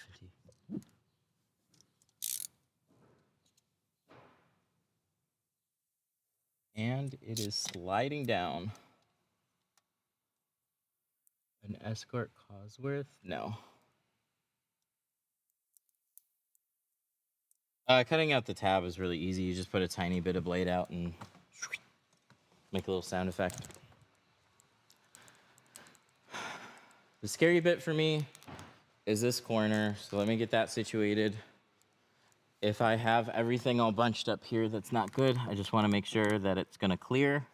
Ooh, and it does. Okay, cool. I thought that was going to be worse. But looks like we good. Everything's covered. All right, we need to start squeegeeing this out. It's sat here too long already.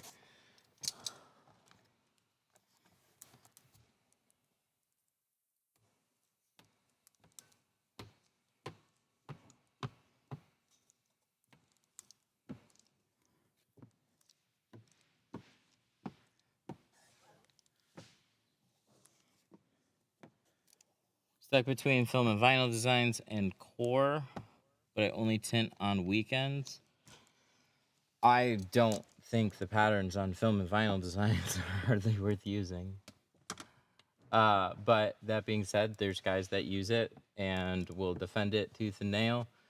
And so I'm sure it's got its strong points, but I didn't like it. I don't know what kind of patterns people are installing or whatever, but holy shit, I did not like it.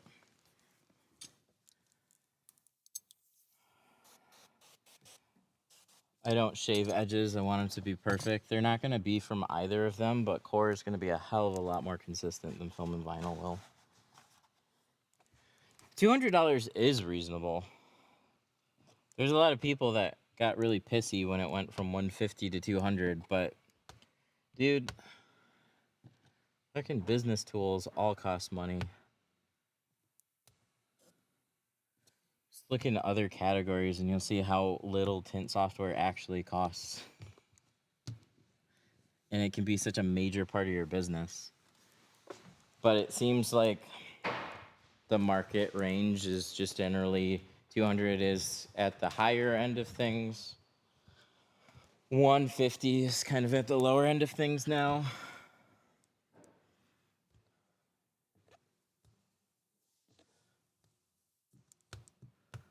It's easy to tint. People just be lazy. Yeah, one car pays for itself. That's kind of the idea with like a lot of business softwares. That's why you can have stuff that literally makes no sense. Like, how is this $1,000 a month? It's like, well, it makes you $10,000 a month. That's why. Does it actually cost that much? No.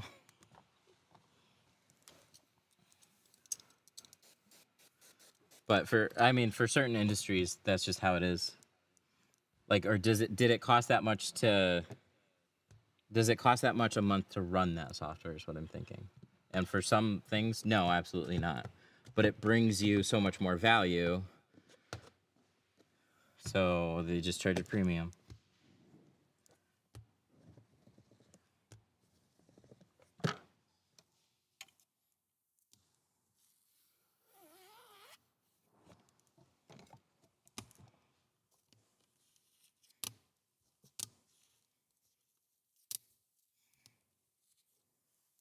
Going good. Down with that lower part that's all covered up. And we're gonna squeegee it off and check it out.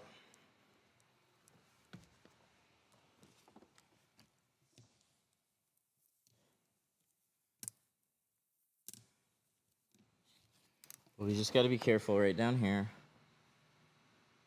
We just don't want the film to fold on itself. Make sure we squeegee it past my edge.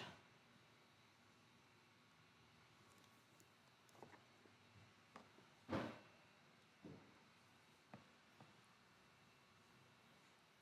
do your prices typically compare to other shops around you? We're one of the most expensive in this area.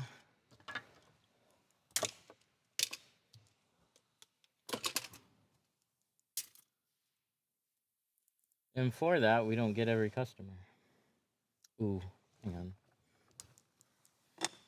I'm getting ahead of myself. Let's scrub it. I want to squeegee it out one more time. But because I'm going to squeegee it, I don't want to pull the towel quite yet.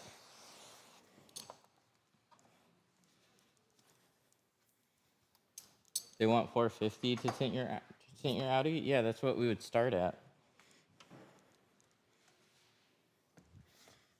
Your Audi is a pain in the butt to tint. They just are. They're one of the harder vehicles on that spectrum.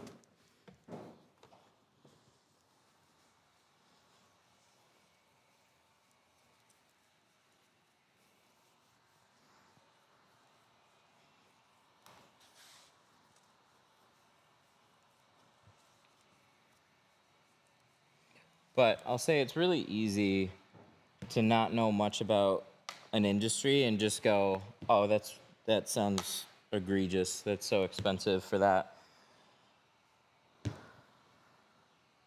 But the more you learn about it, the more you realize it's just like, oh, when you're going to a better place that cares a little bit more about covering things up, being cautious, because you can take it to a $200 place, they're not going to cover shit up. They're going to whip through it. You're going to have issues with the work.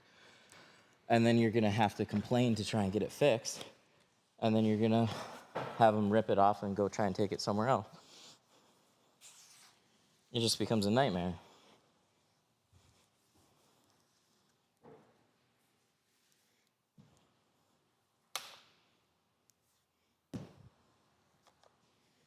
So there's always just levels to things. You can always find something cheaper.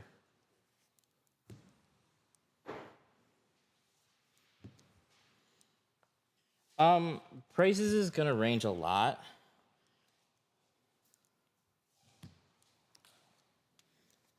So it's worth it to find a few places that you would feel comfortable going and calling and pricing it out. That way you get a range. You definitely do not want to just go with the cheapest in your area if you're just expecting a premium film, a high-end result. It's all the little things that add up to be so much more.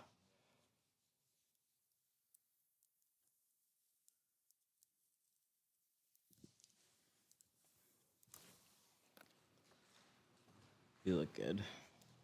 We're gonna take this out.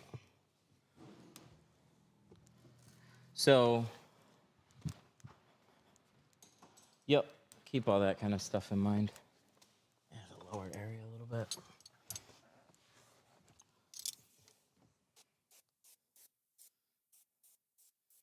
My friend said he would have charged me $250 only. Oh yeah, it's your buddy. Do you know how many buddies that I've seen tint their buddies' friends' cars and then those people bitch about the work that they did? He might be giving you a deal because he's your buddy too as well. But if he actually does good work and he's actually just pricing his work at 200, he's just underpricing himself. 200 is definitely just low.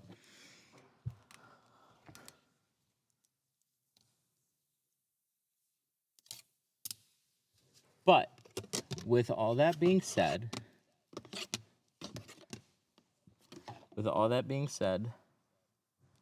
it doesn't mean you can't get a good job for that. It's just, I don't suggest being the first one if you don't have any example work to go off of. Send your friends there first.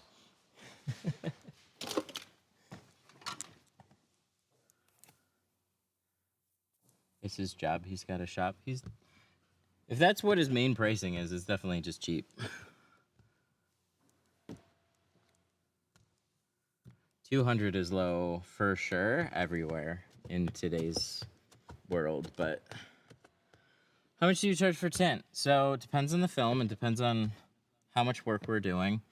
But let's say all the sides in the rear, no windshield, starts at $299, then $350 for carbon, $450 for ceramic. If we're doing a windshield, then it's $450, then $550, then $650. That's most vehicles. This one, 2 front doors, full windshield, $450. This is getting apex on earthing.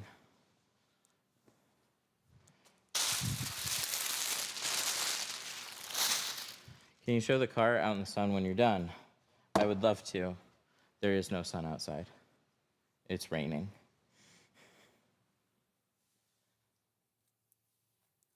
I can't afford no 400, and that's fine. I'm not for everybody.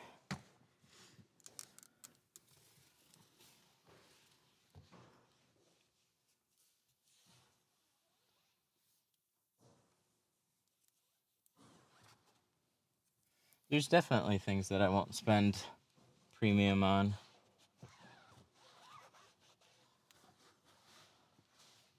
But on the flip side, I don't really get vehicles like this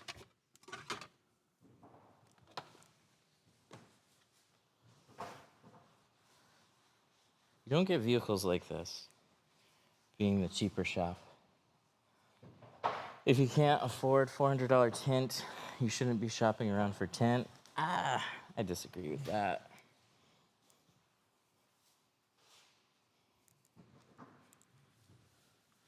It's kind of like when all the Walmart employees, or there was a bunch of stuck-up bakers that were upset that Walmart was doing like $5 heart-shaped cakes.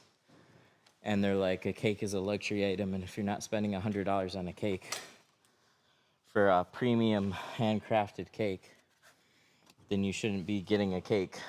And it's like, whoa, hang on here. So I think it's like that. Every industry has ranges. And I think it's more about expectations. So you can absolutely get your car tinted for less. You just don't say that getting your car tinted for $200 is exactly the same as bringing your car to me. It's just not.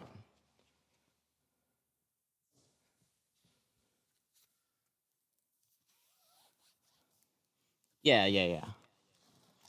If you want ceramic done with quality, don't complain for $400. Yep, that's more what I'm getting at too. When you're in that kind of range, like when you have a particular expectation.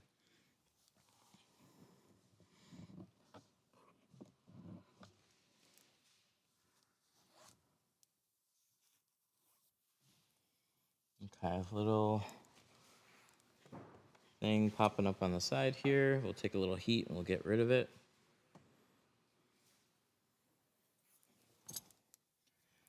This turned out nice though.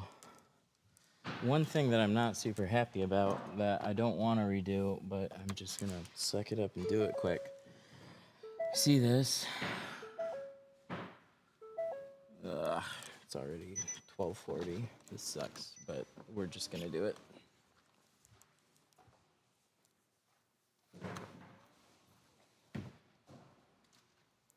I'm just gonna cut a 35 and do that really quick. Because what's going to happen is it's going to go away today, and then I'm going to hear about it later. Probably. And it's like, I saw it. I know it should be redone.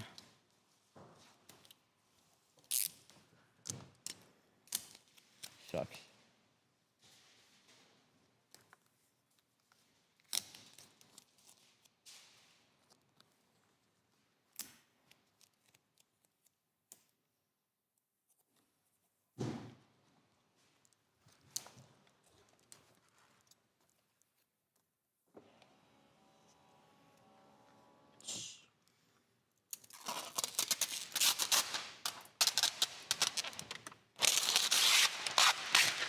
See, when you do it now while it pulls clean, we'll be better off for it. It'll take 10 minutes to redo. Windshield looks good. Has a little opportunity to dry. You can double check it for touch-ups. Really happy with the windshield. Actually, really happy with the last handful of windshields that I've done. Having like a spatula style thing to squeegee it out beforehand has actually been really nice. Most won't redo it. Yeah. I hope it wasn't when I just pulled the liner. But it's just a little dumb crease that's like right here. So when the problem is like when you're driving, you look in your mirror so often. And so you're always like looking down here. You're like for sure gonna see it.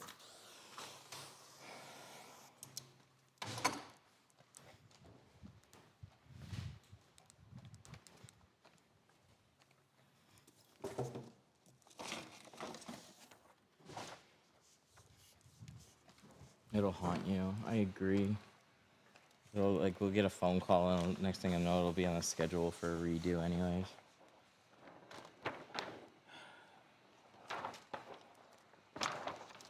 I'm so much better at sticking to normal things. So I just have developed a better grip with my left hand. I wish I could just with my right hand. But it's awkward for me. So unrolling it, I wanted to just go away from the mirror, not into the mirror.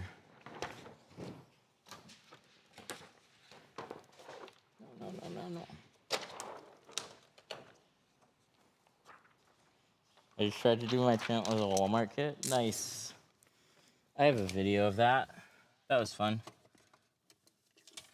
It's possible. By the looks of the shop, it looks like you have to charge that much. Thank you.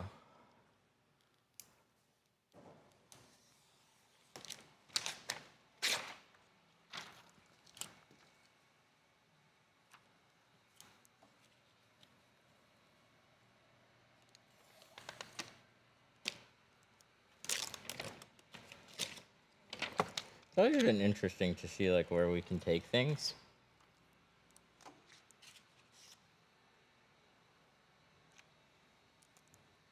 Yeah, this is 35.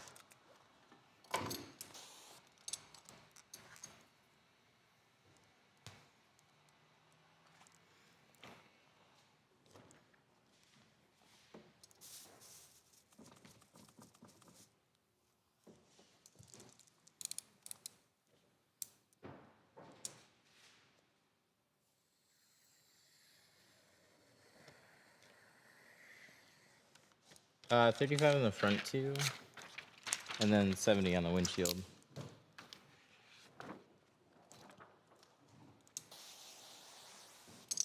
How much does it cost? It depends on the film. He wanted to do our best ceramic, so we're just doing all Apex on it. Is that gonna mess with me? No, okay. Just because it's out of a tent doesn't mean it's great quality. Oh no, I for sure agree with that. I've tinted out of a tent before. It wasn't my tent, but you can tint in a lot of crummy areas. Absolutely. You don't need a pretty fancy spot. I used to tint out of the wood shop area at a stereo company, and it sucked. They would have just built a speaker box and then scheduled a window tint when we get there, and then it's just covered in sawdust. And you're like, what? Come on, man. Can't you at least blow this out? You touch anything and you're covered in sawdust. It's like a tinter's nightmare. But we were definitely able to do good work out of it. That's why I don't worry about the state of the car a lot of times. And I'm sure we're able to do better work here overall. So there's some stuff that we just like missed, but overall, jobs looked really good.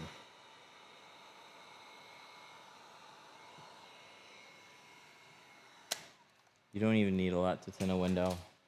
We just tend to go overboard because that's kind of where everything has led us.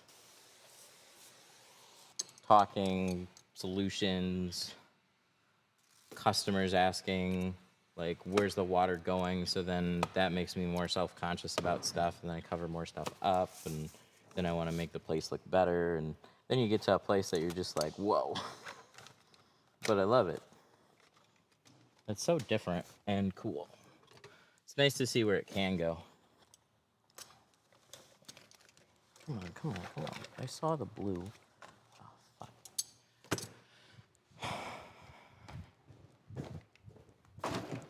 There we go. There we go.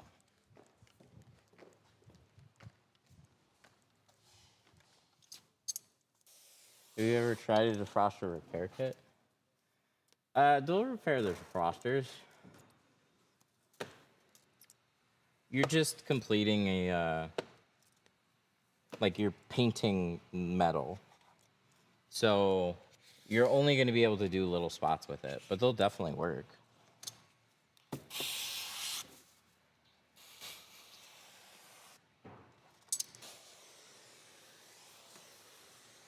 I felt that sigh every time I put down a tool. It walks away. Yeah, it's probably over on the bench or something. I just grabbed a pink one, and maybe that's why. I think I was mentally looking for something that was blue, and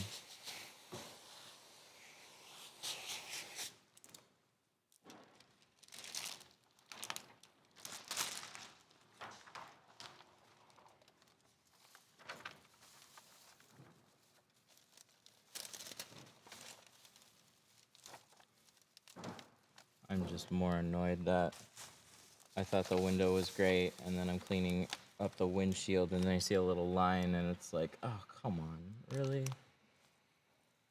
Like a crease line? What is that? Amateur hour. And then you have to make the tough decision, like, all right, took a little more time on the windshield. He's waiting up front. I'm not trying to take way longer than I need to. But I'd say at this point we're dragging on a little bit longer than I usually like to. Yeah, we have classes. We have classes. We have two different kinds. We have a 3-day, like, regular tint course. So if you're new to tinting or want to get like the full thing, but we also have a 1-day thing scheduled, a couple days a week that you can sign up for, where you can pick what you want to learn. And so whatever you want to learn within a day, we'll teach you. So we had a couple people come out last Thursday, and they actually were good enough where they had like the entire 3-day course kind of broken down into a day. So it was just hand cutting, door windows, shrinking, installation, like they saw everything. They didn't practice as hard on that, but they saw it all.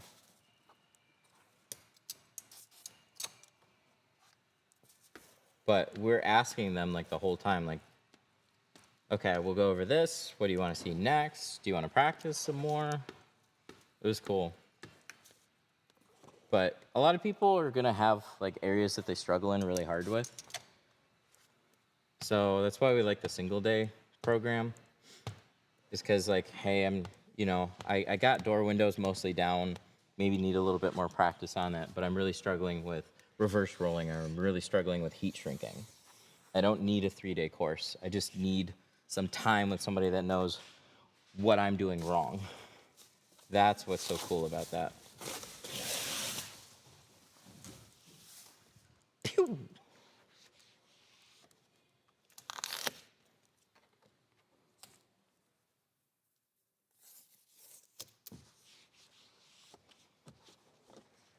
Do you guys feel that little more hustle on this one? Was there a slight more sense of urgency with this one?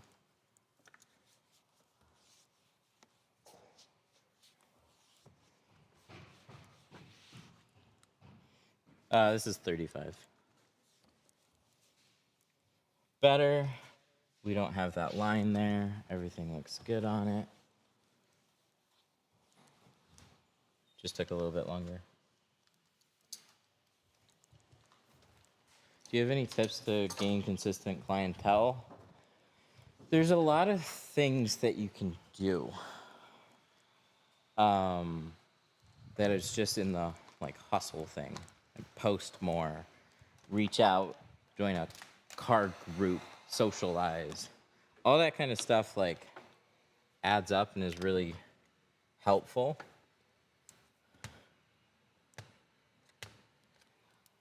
Everybody's a little different on what works for them better. I'm not one to go to like car clubs and stuff like that. I'm not a great local networker, but I'm really good at posting videos.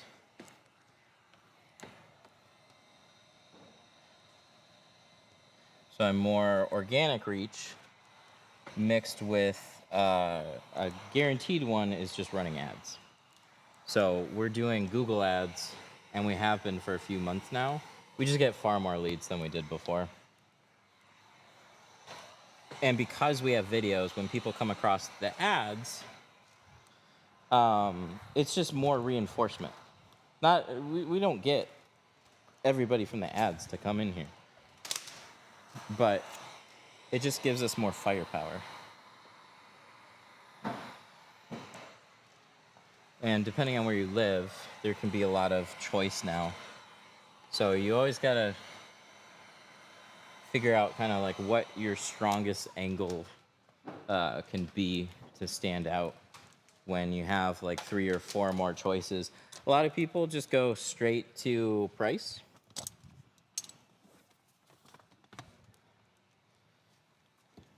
But trying to create more value and convey what that value is tough. Very tough. I was thinking about attending Cars and Coffee. Yeah. Anything like that can be very helpful. Like a lot of business is just getting, like, people go to places that they feel comfortable with. It's what like reviews help so much with. It's just like, I don't know if this guy is going to screw me over. So the more Google reviews that you have, the better. So the more things that you can kind of add to that arsenal of reinforcement, making people comfortable, the better it's going to be for you. So yeah, going to a local car event and talking to people, that's great. Okay.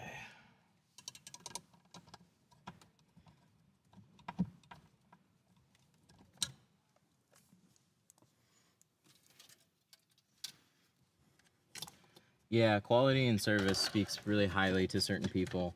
There's a lot of people where tint is just tint. What's up? Huh? Oh, a check-in form? No. Okay. Yeah. Can you do it? Yeah. Yes. Yep, just wrapping it up right now. I'm assuming he needs to get out of here. Oh, here.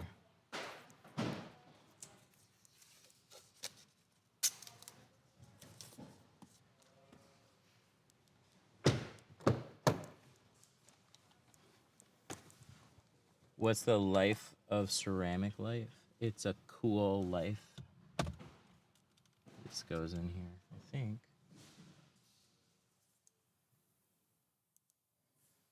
Yeah, it looks really good. Happy with that. Happy with this. Happy we redid that door. Oh, here's my pink one. That's what I was looking for. My mind was telling me blue because yesterday. Scatterbrained.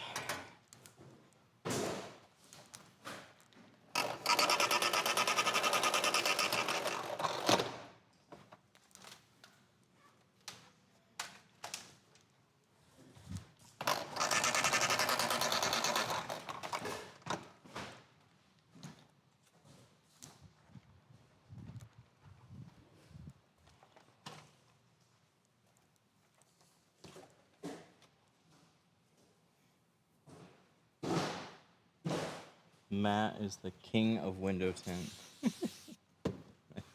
Appreciate that. I'm not, but I appreciate that.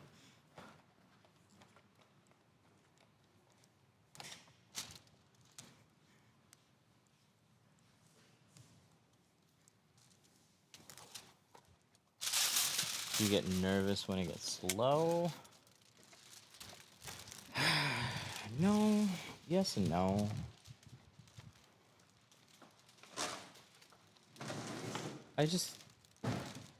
There's always stuff that I'm usually doing, but whether or not that's immediately making money or a project that's hopefully leading to something, I'm usually just like distracted enough by stuff.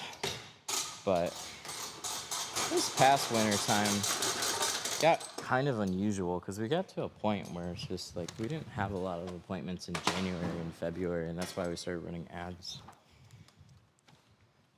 But then the season just kind of picked up along with appointments coming from those ads. So like everything's back to normal. I'd say it was a little weird for a bit.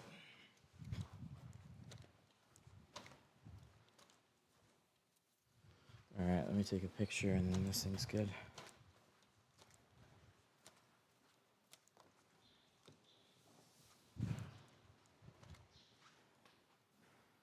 Always get a picture and then we can post it.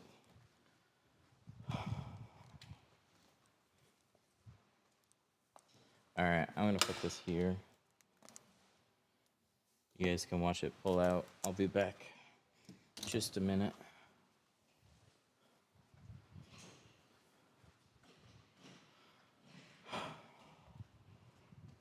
All right, it's all set. Thank you for your patience. I'm pulling it out right now.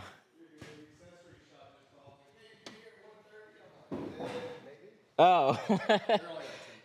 Okay, good. Yeah, the windshield ended up taking a little bit longer than I thought, but it's because you got such a big screen and stuff in there, so there's just more stuff to cover and wanted to be careful with it. So, but it looks good.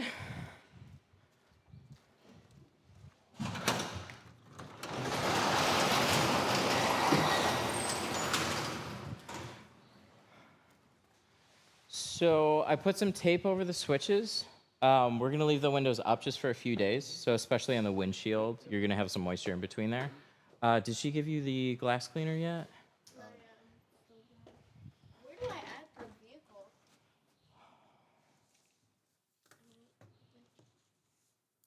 I would just put it up here. Oh, okay.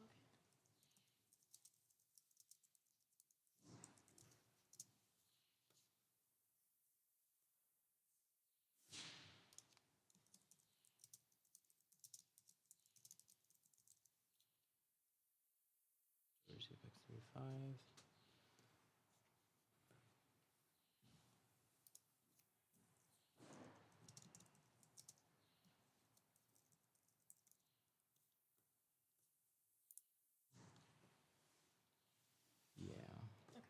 would be good. Yep. Alright, are you paying cash or card? Cash. Okay. So it'd be $4.50.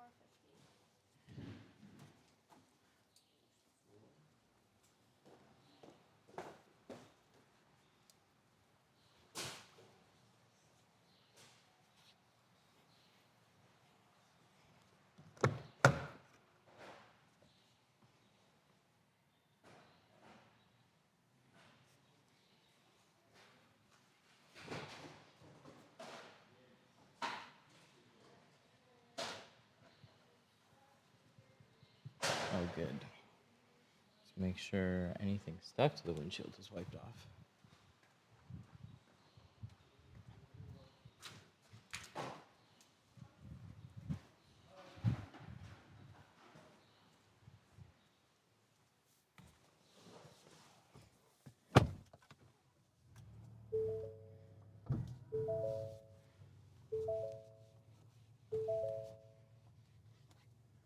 What's up? Just pulling this out. This big old bus. Okay. I see lots of videos on new vehicles, and we want to get a Sienna van, but then they came out with an Expedition, but seeing it in person, it's very cool.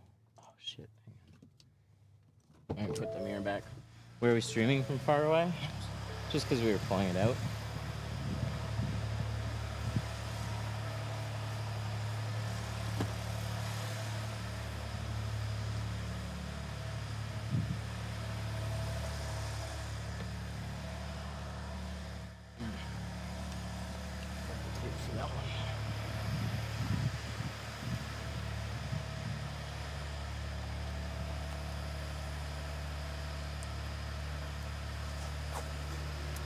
Always something. It's the little things. They add up.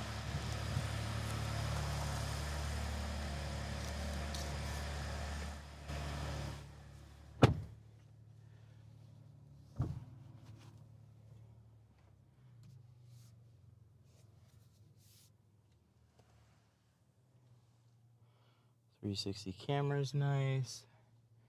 Steering wheel shape is interesting.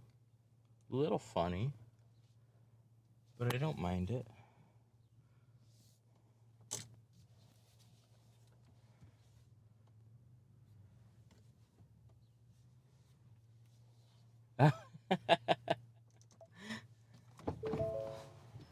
Okay, cool. She got you some? Yeah. All right, I was just making sure. Hey, All right. I appreciate it. Yeah, thank you so much for bringing it in. Yeah, it might not be tomorrow. I'll just see what it looks like. Okay. I'm getting back here, but I definitely want to get my other truck tinted. Cool. It's hotter than shit in there. Oh, yeah. So, Yeah, thank you for bringing this one. Yeah, it took a little bit longer than it usually does, but thank you for your patience. But thank you so much. I appreciate it. thank you guys. I'll be back. The key is in the center console for you. All right, thanks, Matt. Ooh, it's nice. Cool.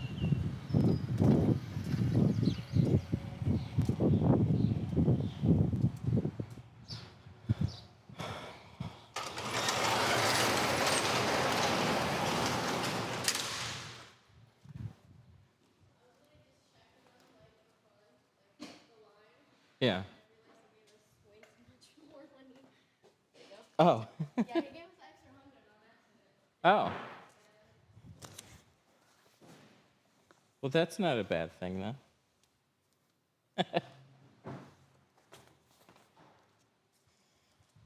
Dang it. I never know who's carrying extra money, but I should have known somebody with a brand new Expedition. Probably was, but I didn't know he was paying cash. His outfit said it in the instructions. Oh.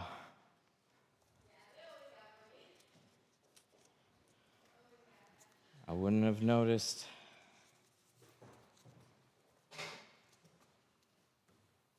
Why is the stream away so you can see the shop? I just needed to put the phone somewhere. Where's my tripod?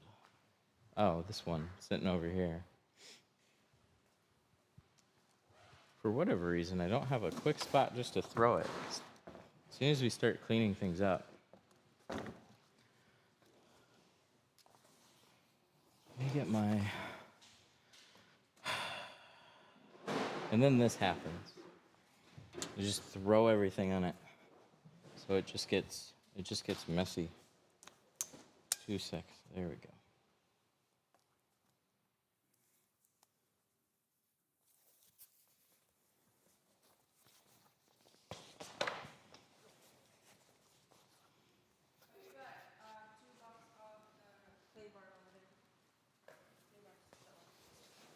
Two came in? Okay. I'll check tracking on the rest of it then. That's interesting.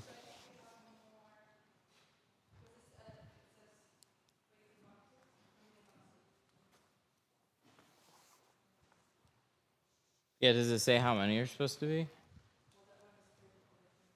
Because it was 4, so then there's probably supposed to be another 4, 8, 12. Probably 12 more boxes going. No, more than that. Because that was 4 boxes. Probably have another like 18 boxes coming. Sorry if I missed it. What are your thoughts on car canopy if you don't have a garage? Wind is still an issue. So like sometimes it's going to be fine. And sometimes like you just need good foot anchors for it. And even then the walls are going to start, like if it's got walls, it's going to start blowing in. If it doesn't have walls, wind is still an issue. So like covering up the top and the sides is important. Is there anything special about doing flat glass? There's some things to know. Flat glass we teach basically inside of a day. So that's what this wall is for. We have a 1-day session that people would sign up for, and some people would stay like they would do the 3-day class, and then they would stay 1 extra day for flat glass. But we had like a 2-day class set up for people, and I swear, like by the end of the 2nd day, like people were leaving like around like lunchtime almost on the 2nd day, because it's just like, yeah, we've covered everything. I mean, more hands-on practice, and they're like, no, I think I get it. It's like, all right, you have a good one. But with flat glass, the main things to understand is a couple things to keep your cuts clean and help manage some dirt.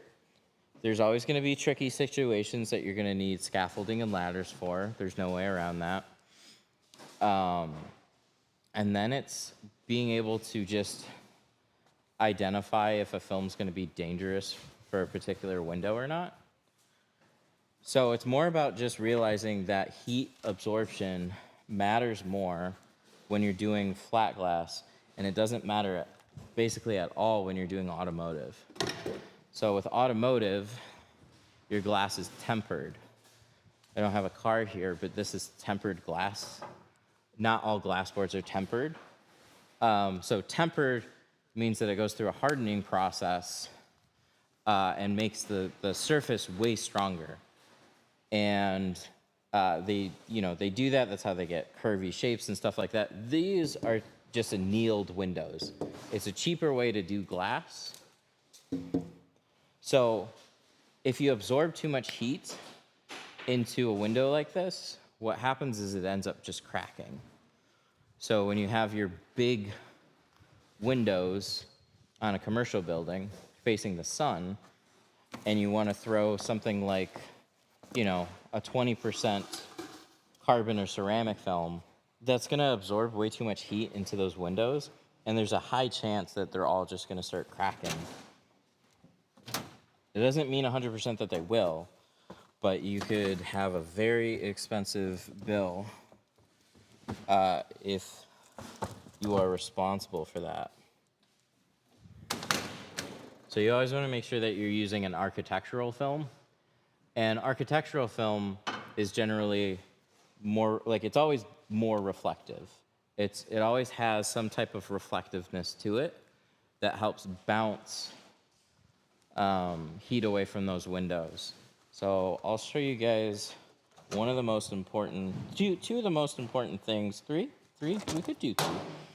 Real quick here, three of the most important things, four, no, we'll stick to that. Three of the most important things to identify, or is this two? Low E coatings, that. Okay, let's start with these. But I swear there was one more thing that I'm just missing offhand, but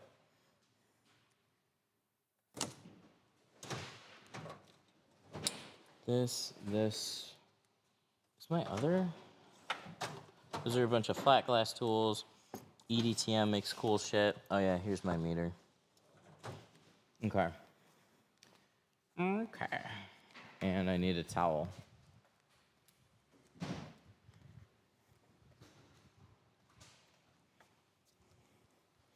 So, these are some standard house windows.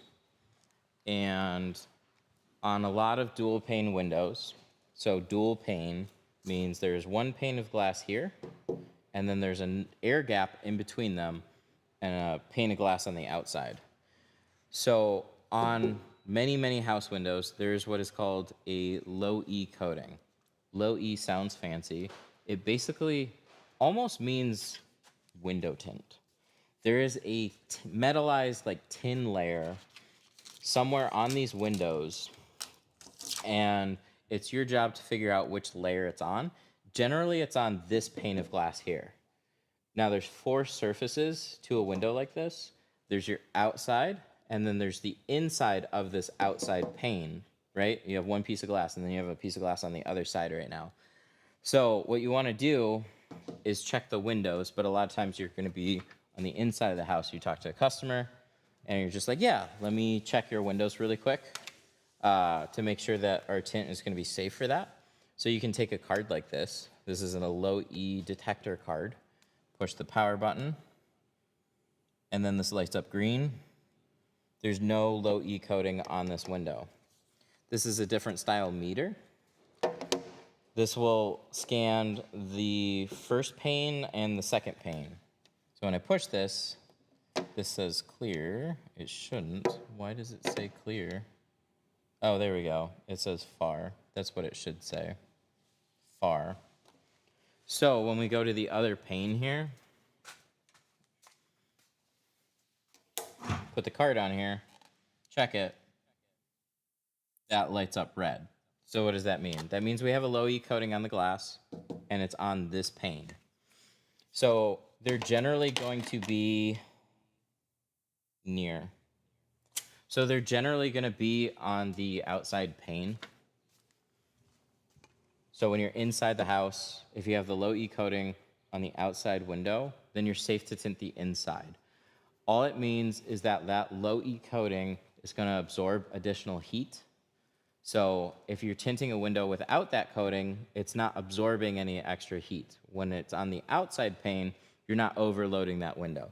If the low E coating is on the inside pane, then it's already absorbing some heat, and then when you tint, it absorbs even more heat and pushes it over that like safe threshold. So this card right here is from EDTM. It's a really, really handy card to have. It's basically all you need. This is a more expensive meter that'll just tell you the front pane versus the back pane. And then this is just a cold spray. And so it puts basically ice on the glass, and then you let that sit. And what we're checking for now is seal failure. So all seal failure means is that the gas inside the window has escaped and regular air has gotten in.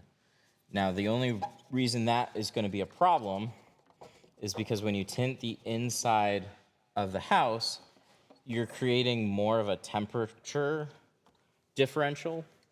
And what can happen is early in the morning or certain times of day, if your glass is cold on the inside, then condensation is going to build up on your windows. And if there's regular moisture in between your windows, you're going to see a lot of drips and water in between the panes of glass. So we're going to go to the front of the shop where we have a window actually facing the outside. And this window's been here for probably as long as the building has.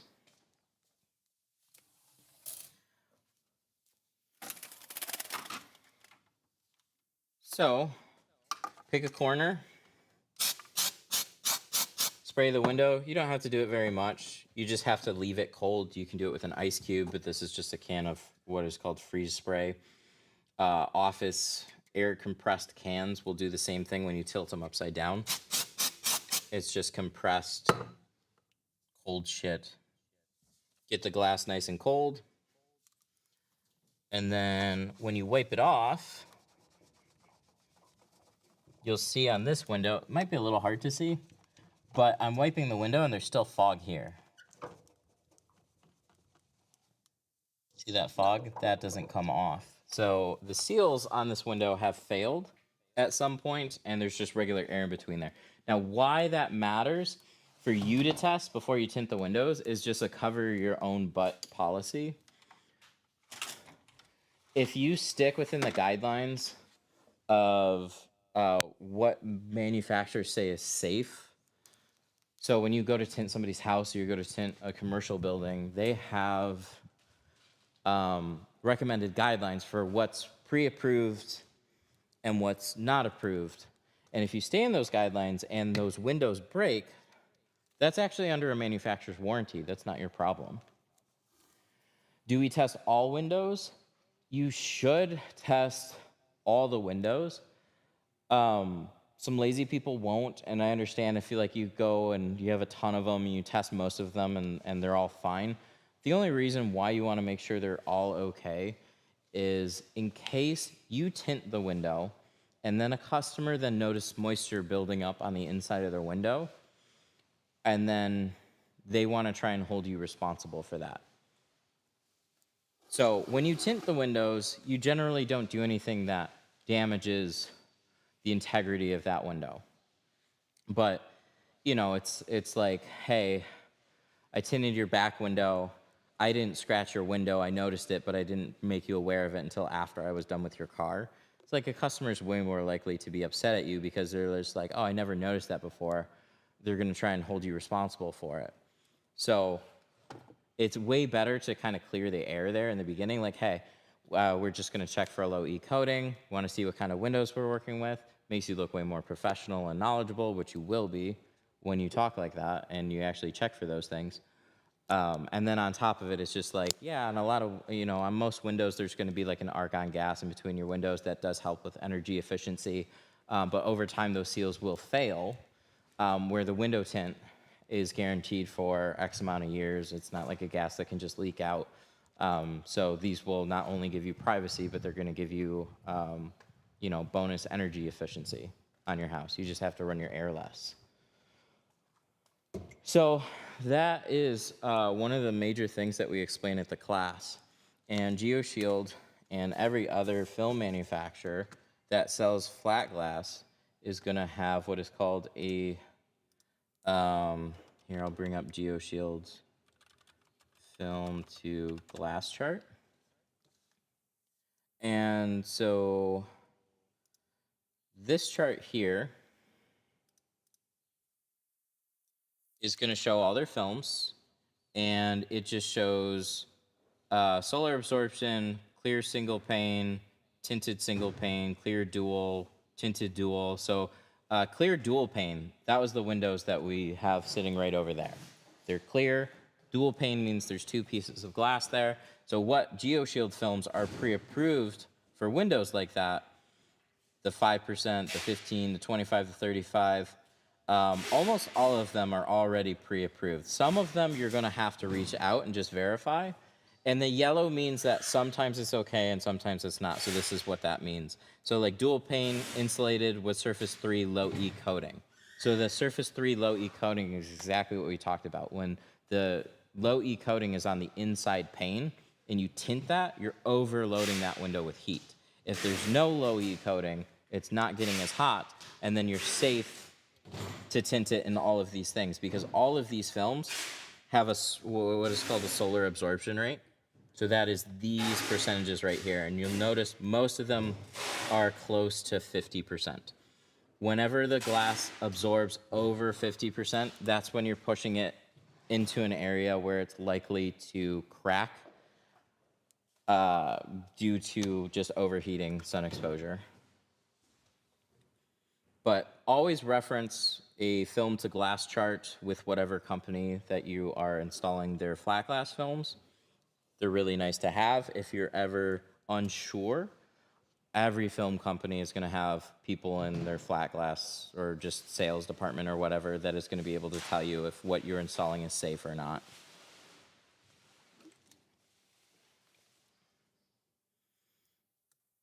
I have a possible commercial job with low E Surface 3, and I found several interior films with ASWF. So if you have a lighter absorption rate, so this is basically pushes it over the edge, some of these that go to 50%. So if you have one that just doesn't absorb as much heat, that's where it would be more okay. But you're going to just have certain films that are going to absorb too much heat. So it all depends on the film. I found possible commercial job with low E Surface 3, and I found several interior films with ASWF. And the other thing to note is that you can always tint the outside. So if you have low E Surface 3, then a lot of times they recommend just tinting the outside of the house, or the commercial building, which is less fun, but it may be necessary.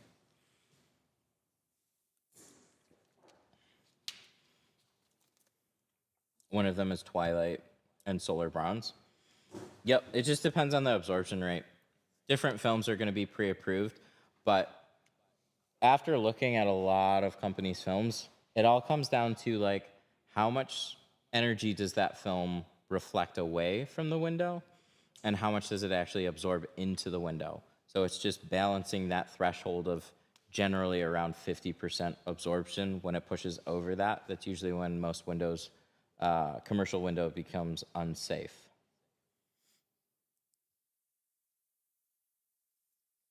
Exterior film has a less of a lifespan. So and it would be way less fun to tint to the outside of the commercial building. So if there's a few that are pre-approved to tint the inside, then yeah, absolutely do that. It's not that, like what I was trying to say, it's not that it's you don't ever want to tint it. It's that you got to make sure that the films that you're using are safe, which you obviously did that. Alrighty. So that went further into flat glass than I thought we would. So many of you do not need to come out here for a day. But we also teach just general installation. We got a lot of fun stuff with flat glass. We have a film handler up here that we set up that you can learn how to use and how it can benefit you. And we have all the flat glass tools available to try out. Customers like a longer warranty and lifespan as well. Yeah, I would too. 100%. And if I could have a film on the inside versus the outside, just as a window tinter, I would prefer to do that. But it is nice to know that there's options. So it depends on what your customers want. Some people are just, hey, I want a darker film. Well, it's just unsafe to do a 20% on the interior of your house because of that low E coating. So then we have these options for the outside of your house.